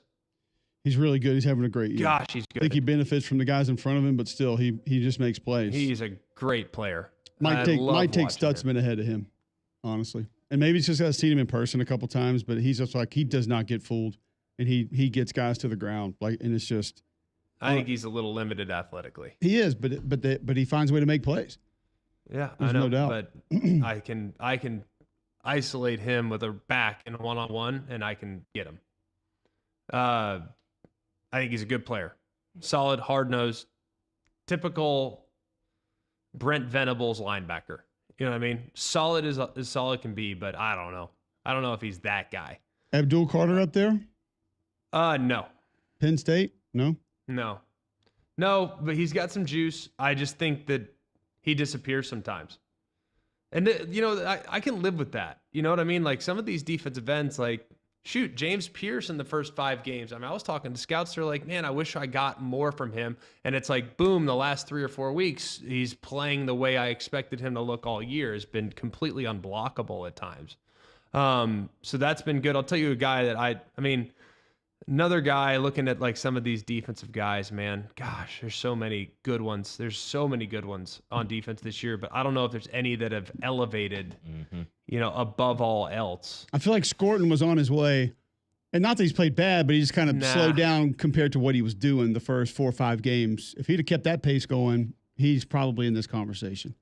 Yeah, I mean, he's good. Don't get me wrong. He's a good player. I don't know if I'd go as far as to say, to me, the one that scares me to death on that D line is still Shamar Turner. Yes. Like number 5. Like you can have the edge guys. They're both great. But I don't want to deal with that slippery defensive tackle.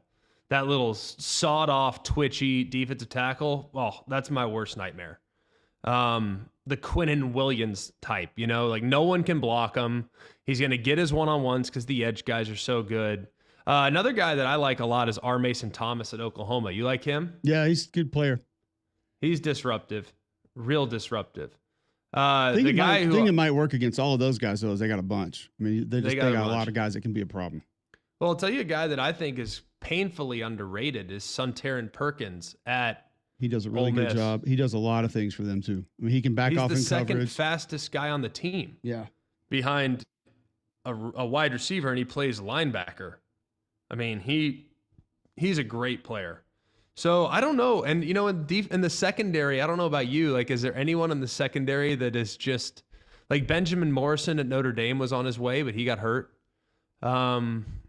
Yeah, I mean, outside of Travis Hunter, I don't really feel like there's that guy that we just talk about every week of, man, that guy just makes plays. Like, I mean, man, that guy's just everywhere. And we probably all thought it was going to be Caleb Downs, and it just hasn't been that kind of a season. Not necessarily his fault, I don't think, but when you're talking about the Heisman, no, I don't think there's anybody there that we just constantly bring up and talk about. I think there's a bunch of guys that are playing really high-level football. Like, one of the best corners I've seen all year is Jermod McCoy at Tennessee. Like, I love that guy. I think he plays super physical. I think he's got great eyes. But, I mean, Heisman? No, come on. Like, you know, first team, second team, all SEC, sure. But Heisman? No, nah, it's that not ain't there.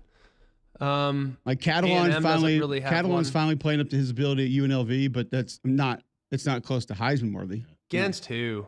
Like, I mean, come on. Like, okay, well, he's small and against big Houston, players. Kansas, and Syracuse, Oregon State. Against big players, he gets exposed from time to time.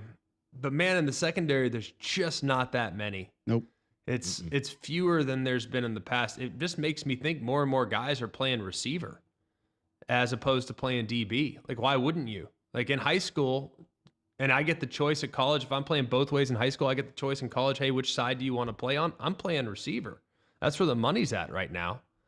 But no, there's really not anybody that I think is in that level right now. John, Damien, anybody in defense that you look at and say, yeah, Heisman worthy? Nah, outside of Travis. Anybody want to take a shot at the two best DBs I've seen this year up close are Trey Amos at Ole Miss, formerly of Alabama, and ULL, and probably Jermod McCoy. Anybody want to take a guess who leads the nation in interceptions? The kid from Cal, Noel Williams. Yeah. Oh, 7. He's got like 10. 7. Why isn't he on your list, Greg? I was thinking that Kansas corner, Kobe Bryant. Kobe Bryant and Mello 4. Dotson, both those corners are dudes. Yep. Both those guys. Kobe and Mello, of course. Next will be Terrence Spence at James Madison. Oh, yeah. Then Cam Lockridge at Fresno State. Tufts. Oh. Wouldn't have gotten that one. And then Coy Parrish at Minnesota. And then Malcolm Hartsock Jr. at Nebraska. Oh, then Deshaun Peel at Pepperdine. Navy. Oh. Navy. Then I know that one. Nick Imanwari next after that. So, yeah. He's at South Carolina. He is. Boom. You got it. Do you know where? Do you know also with 4 interceptions, Kyle Lewis at Pitt. There you go. He's really good. Like, really, really good. He's a little small, but he's really good. Very active. Terrence Spence threw me off. What? It threw me off. Why? didn't fit the bill at first. It just kind of like, sorry, okay. You saw. Okay. Yeah. Yes. Wow. I was unfamiliar with your game, big dog. I failed the resume test. Okay. Yeah. Unbelievable. All right. Coach on the field. Your CBD store bar. has products that help you feel better. Why are you clowning? If you need to wake up, feel better, better focus throughout the course of the day, they have products that can help you with that. Skincare, gut health for you and your pet, arthritis, anxiety for you or your pet. They have products that can help there. Your CBD store, first company to have USDA certified organic oil supplements to get the stamp seal. Those products have to meet and achieve a certain set of standards and tests. Also, if you're looking for multiple locations, Highway 280 by Bailey Brothers, 150 by the Cage in Cleaver, Trustful just off 459. Your CBD store, they want to help your daily routine be better. Stop by, see them today, see what they can do for you. Weight loss trimmed by SunMed. It's on the shelves now at the largest brick-and-mortar CBD retailer in the world. Your CBD store, where good health hits home. All right, back with more MAXXX Ball next on McElroy and Cubelic in the morning.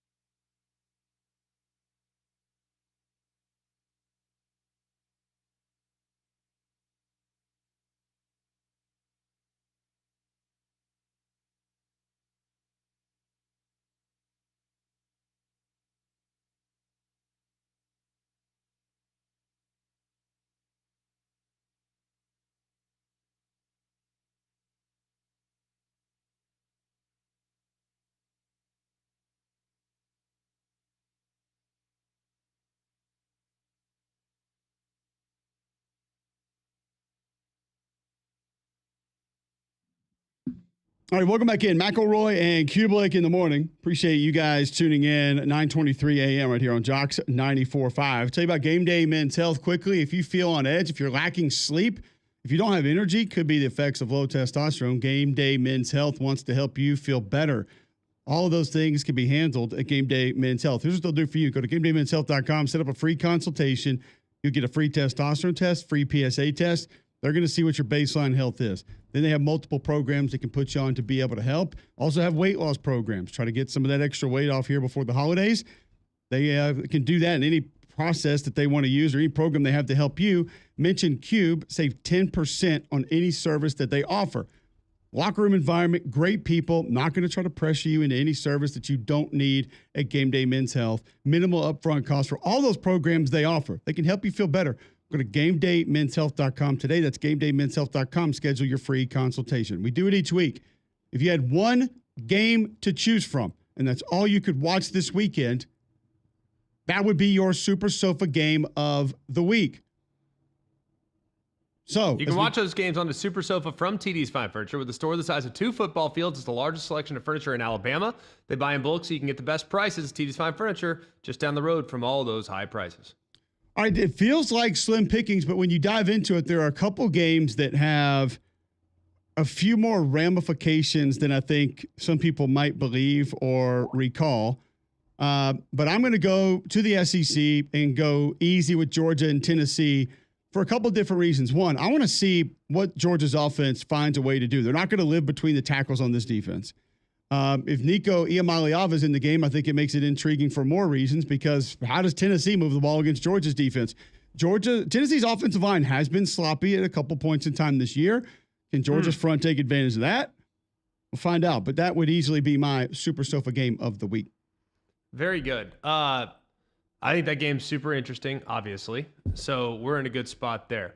I will avoid taking the chalk that you just took, and I will go out to Provo, Utah, where BYU, undefeated and ranked now in the top 6 in the college football playoff committee rankings, but they've looked pretty human, have kind of played to the level of the competition all season long. They've played with their food. They did last week. They were bailed out by a penalty, a defensive holding call that allowed them to keep their record unblemished, but Kansas is extremely dangerous. I think Kansas is a top 4 team in the Big 12. Their record just doesn't reflect that. They have a good quarterback. They got a dynamic 1-2 punch at running back, and they got 3 really good wide receivers. Problem is they can't do a whole lot defensively, but if it becomes a track meet, they can outscore you.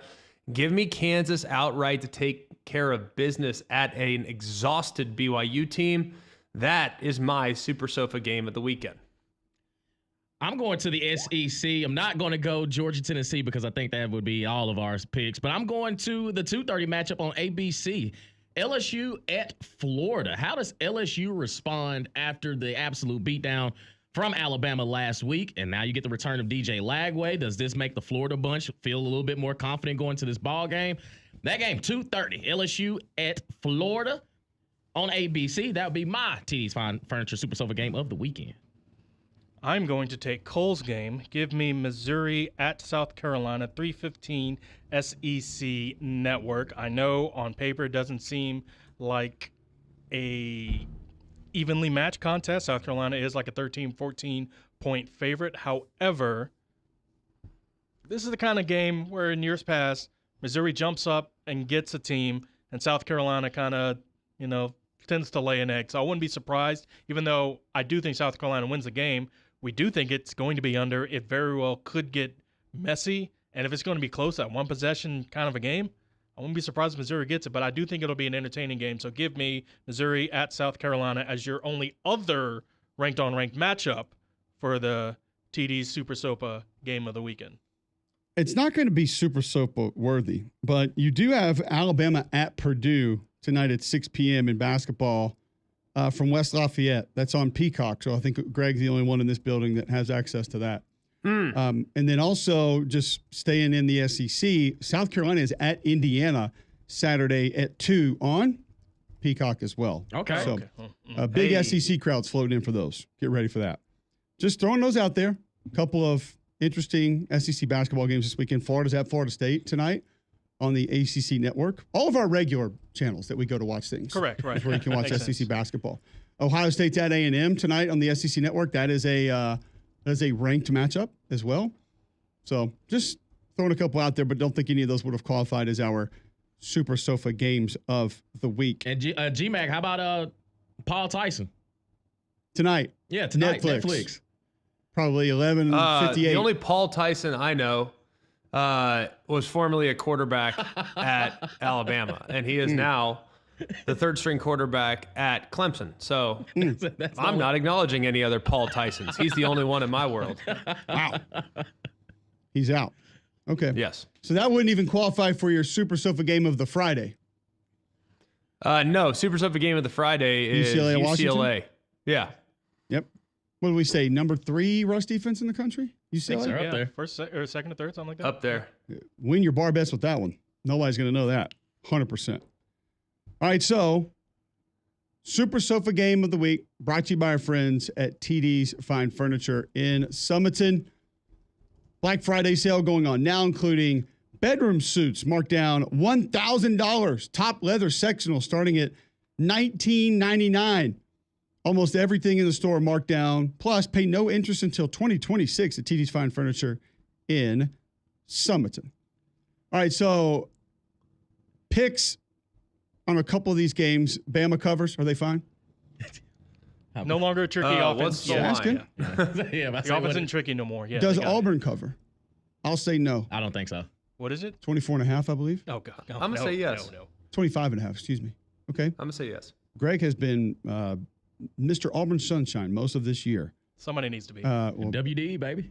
I appreciate the positivity. It hasn't really gone that way a lot of the time.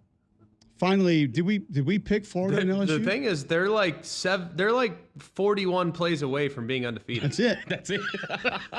If you ran 10 million simulations on their season, they would have 7 wins at some point in there. If they weren't minus 10 in the turnover margin, and if they wouldn't have had issues at left tackle most of the season, and if they wouldn't have given up a couple big plays, and They're if good. they wouldn't have had RPOs on fourth down, and if they on third down and short, and if they wouldn't have played the schedule they played, they would be undefeated.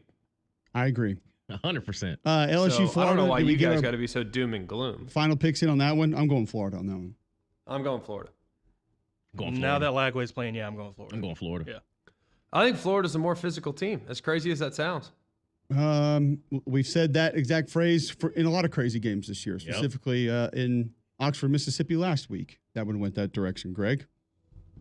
Yes. I've been told physicality matters. I've also been told that if you can get the best possible deals by going up I-65 to exit 310 Highway 31 and you go see Bill Smith Buick GMC with your own eyes, you'll understand why they're the GMC Dealer of the Year. You'll understand why they're the 7-time national champion. And you'll also understand why 75% of their business is repeat customers. That's because you have a better experience when you shop with Bill Smith. You can go get a Hummer. It's a 2024 Hummer. A lot of places still can't even get them. You can get the 3X pickup, and you can take $20,000 off the sticker price.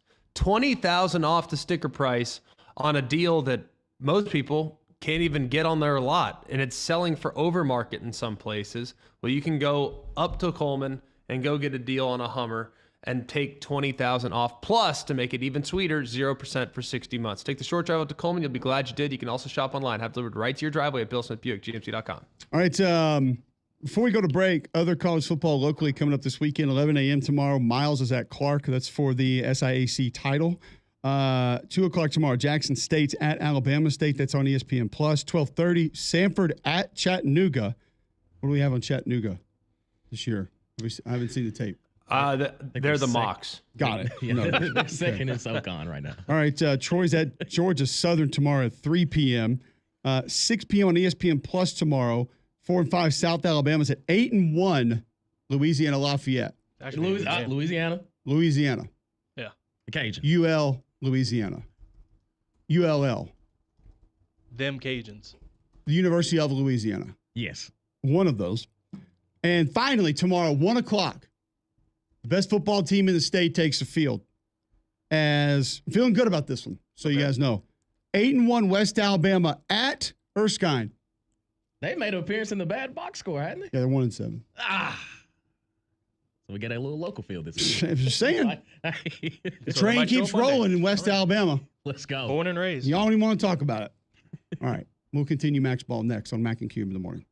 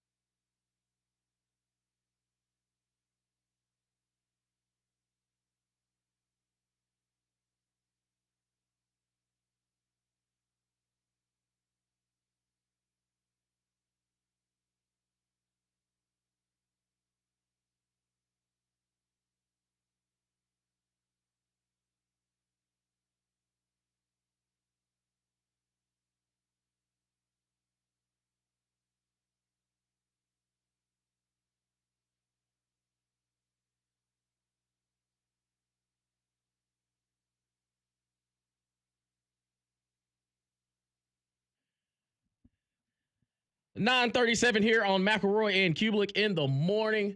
And Damian Mitchell, John Saber holding things down with you for a few more moments as you pass you off the three-man front at the top of the hour.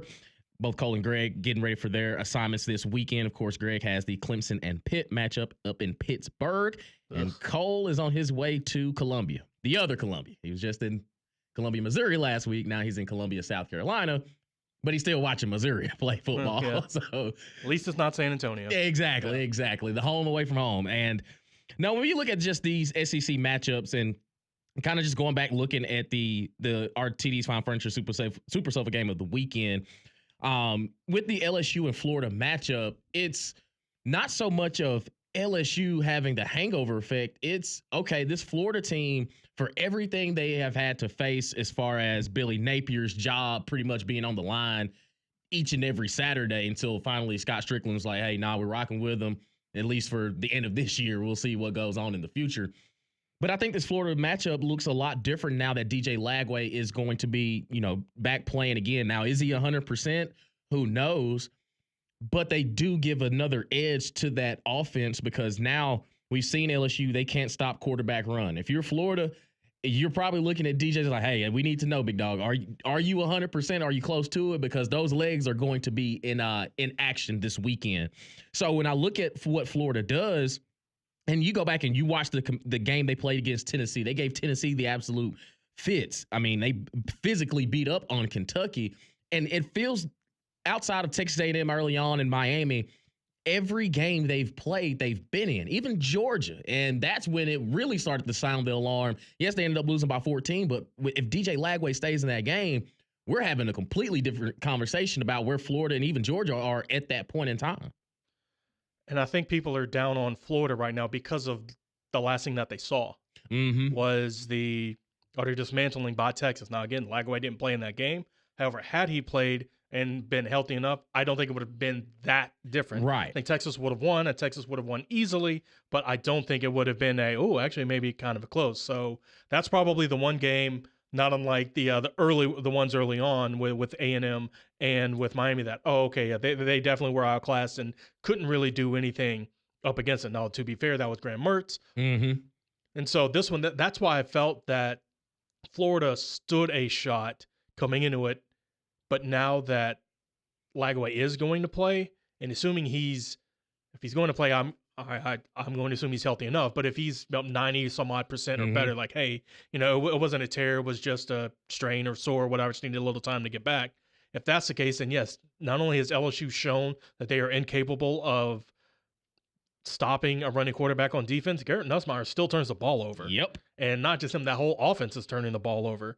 And Florida's defense really has been more physical of the last little bit. So I'm highly more confident in Florida right now than LSU, especially now that Lagway is back. Now, that being said, this also feels like I feel like Brian Kelly is a good enough coach to where if their backs are up against the wall, they'll come out and leave no doubt like they were the Titans. Remember the Titans, not the No. I know what you're referring to. Yeah, the winners.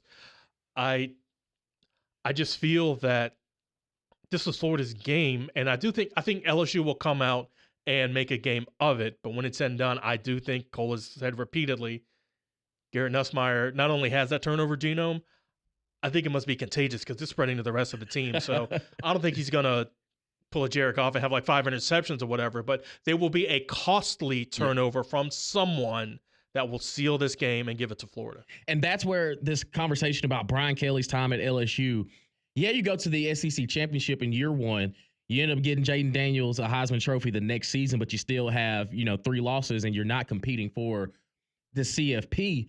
It's okay. Do we now start to move the goalposts a little bit as far as expectations for LSU, or does that more of an indictment on Brian Kelly? It's, man, you've got these big wins against an Ole Miss, but then you go out against a team like Alabama and you just throw up on yourself and you look that bad against a team that you felt like you, at least going into it, it should be a contest. It should be a heavyweight fight. But now that you're on the road going to Florida with a team that pretty much is like, hey, we ain't got nothing to lose. We pretty much our season's just like, if we get to a bowl game, we have exceeded just about any expectation that we had coming into the season because we thought, a lot of the fan base thought this is Billy Napier's last hurrah. Well, now LSU it's like they're in desperation mode of it just not completely imploding because now your college football playoff chances and really and truly your SEC championship potential, like it's crazy how the tiebreakers work that LSU even still has a remote chance of getting in there, which is insane. But now we're having conversations of, okay, this is pretty much 3 years in a row where you haven't met what LSU fans truly want.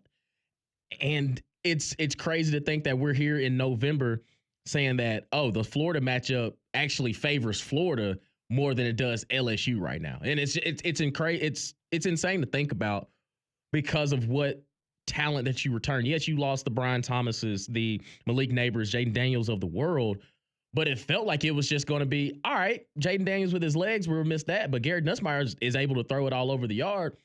Well, yeah, he's able to throw it all over the yard, But to your point, he's throwing it to the other team as well. So has Brian Kelly become the SEC's Lincoln Riley? Ooh. Came in with, and in that first year had some unexpected success. Yeah. Lost some. Now, granted, it wasn't nearly as good. Lincoln Riley, I don't know if they expected him to win the Pac-12 that year, but they definitely didn't expect him to be undefeated. I mean, yeah, they lost to Utah, lost to Utah twice, but didn't expect them to be like that in that first year. And then they both waste a Heisman Trophy winner. Yeah. And then now the year, okay, now he's gone. Let's go and revamp. And it's more the same old thing. Dang.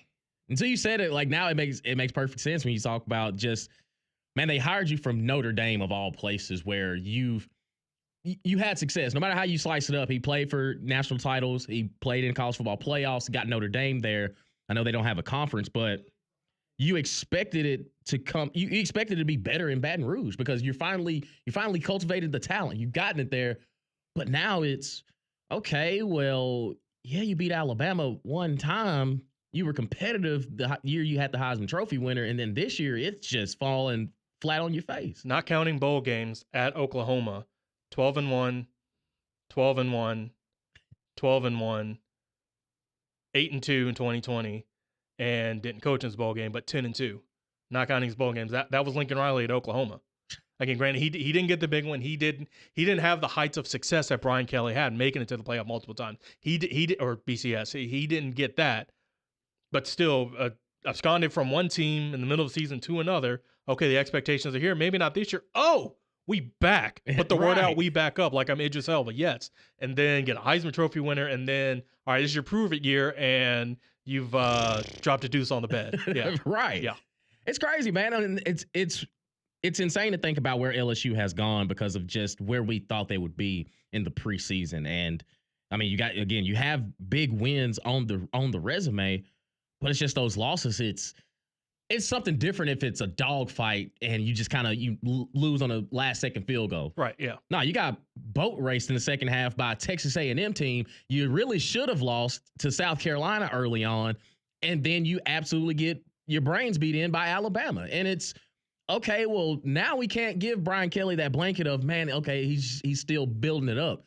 Nah, big dog. These are the pivotal years where it could go from, all right, are we keeping him next year, or the first sign of it's going downhill, they're pulling the plug and saying you're gone. Exact same thing with Lincoln Riley. It's like, okay, we're in a rebuilding year. At USC, you shouldn't be in a rebuilding year in year 3. Yeah, exactly.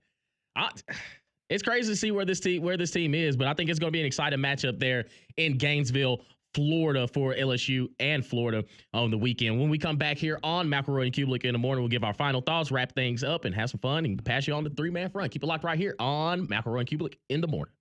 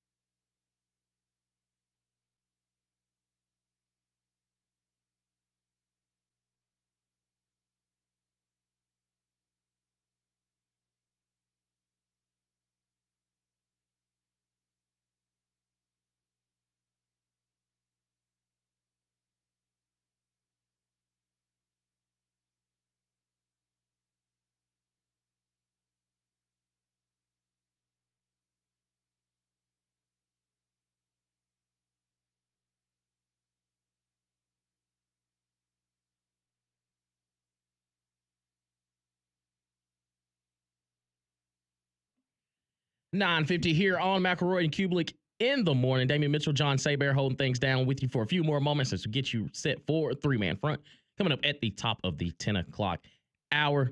And I like, early in the week when we were talking about the we call this the tomato week in college football because some of these matchups do kind of, they don't really necessarily pull on your heartstrings, but there are some intriguing matchups, I think, across that we probably could see because when you go back and you look at this BYU-Kansas game, and I mean, Greg's been really high on Kansas. I know the record doesn't necessarily reflect that, but even in some of the games, if you've watched them, they've been competitive. They've been close. And I think for BYU, I think that was a wake-up call. I think last week against Utah, one rivalry game, the Holy War, it was a physical matchup. Yes, that holding call did change the trajectory of how that game ended for BYU. They still came out with a victory.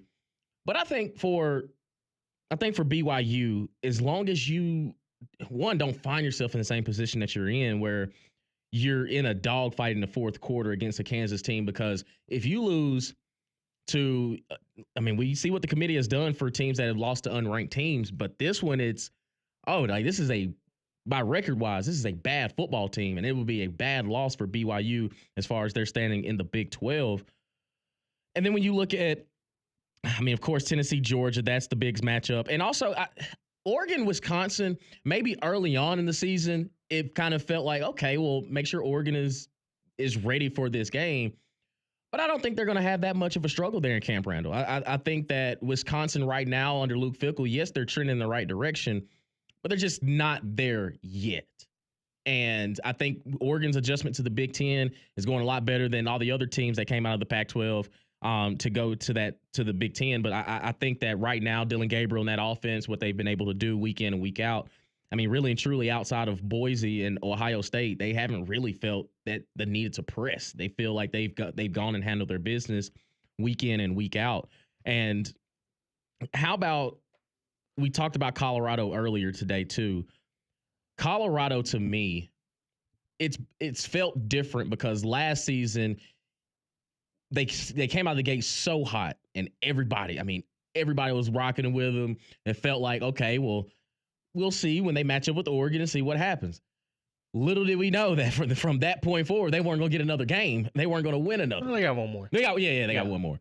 But it felt that, okay, well, if their offensive line keeps Shedeur upright, yeah, he could play, but it's been easier said than done. Now, he's still getting sacked a ton this year, but defensively, they've actually made some strides, and they're actually good on that side of the ball. It's interesting you mentioned those teams, both Oregon and Colorado. Both of them right now are in precarious positions because this is first time. Well, granted, technically they were last time, but Colorado controls its own destiny to make the playoff, not to make the Big 12 championship, not to just, they keep winning, which they very well should, given the competition that they've got. Deion Sanders and Colorado will be in that playoff. Granted, they will face against his BYU team, and so, both team will, get a fairly decent test. But how can they handle it? Because they have been heading into the last couple of weeks. Because really, even though last season they started off this way, they were flapping their gums. They were all about jawing and talking, and everyone wanted to beat them last year. Everyone just about did beat them last year, but they talked so much. But this year, they're starting to back it up. But if you notice, they've also been quiet, too, for the most part. As Cole pointed out, yes, the ball boys and the hanger-oners are doing all the jawing. But, hey, they're letting their play on the field prove it. And they very well could have two people in New York attending the Heisman Trophy ceremony when it's all said and done. But they need to watch out because, as I mentioned before, they are now the hunted.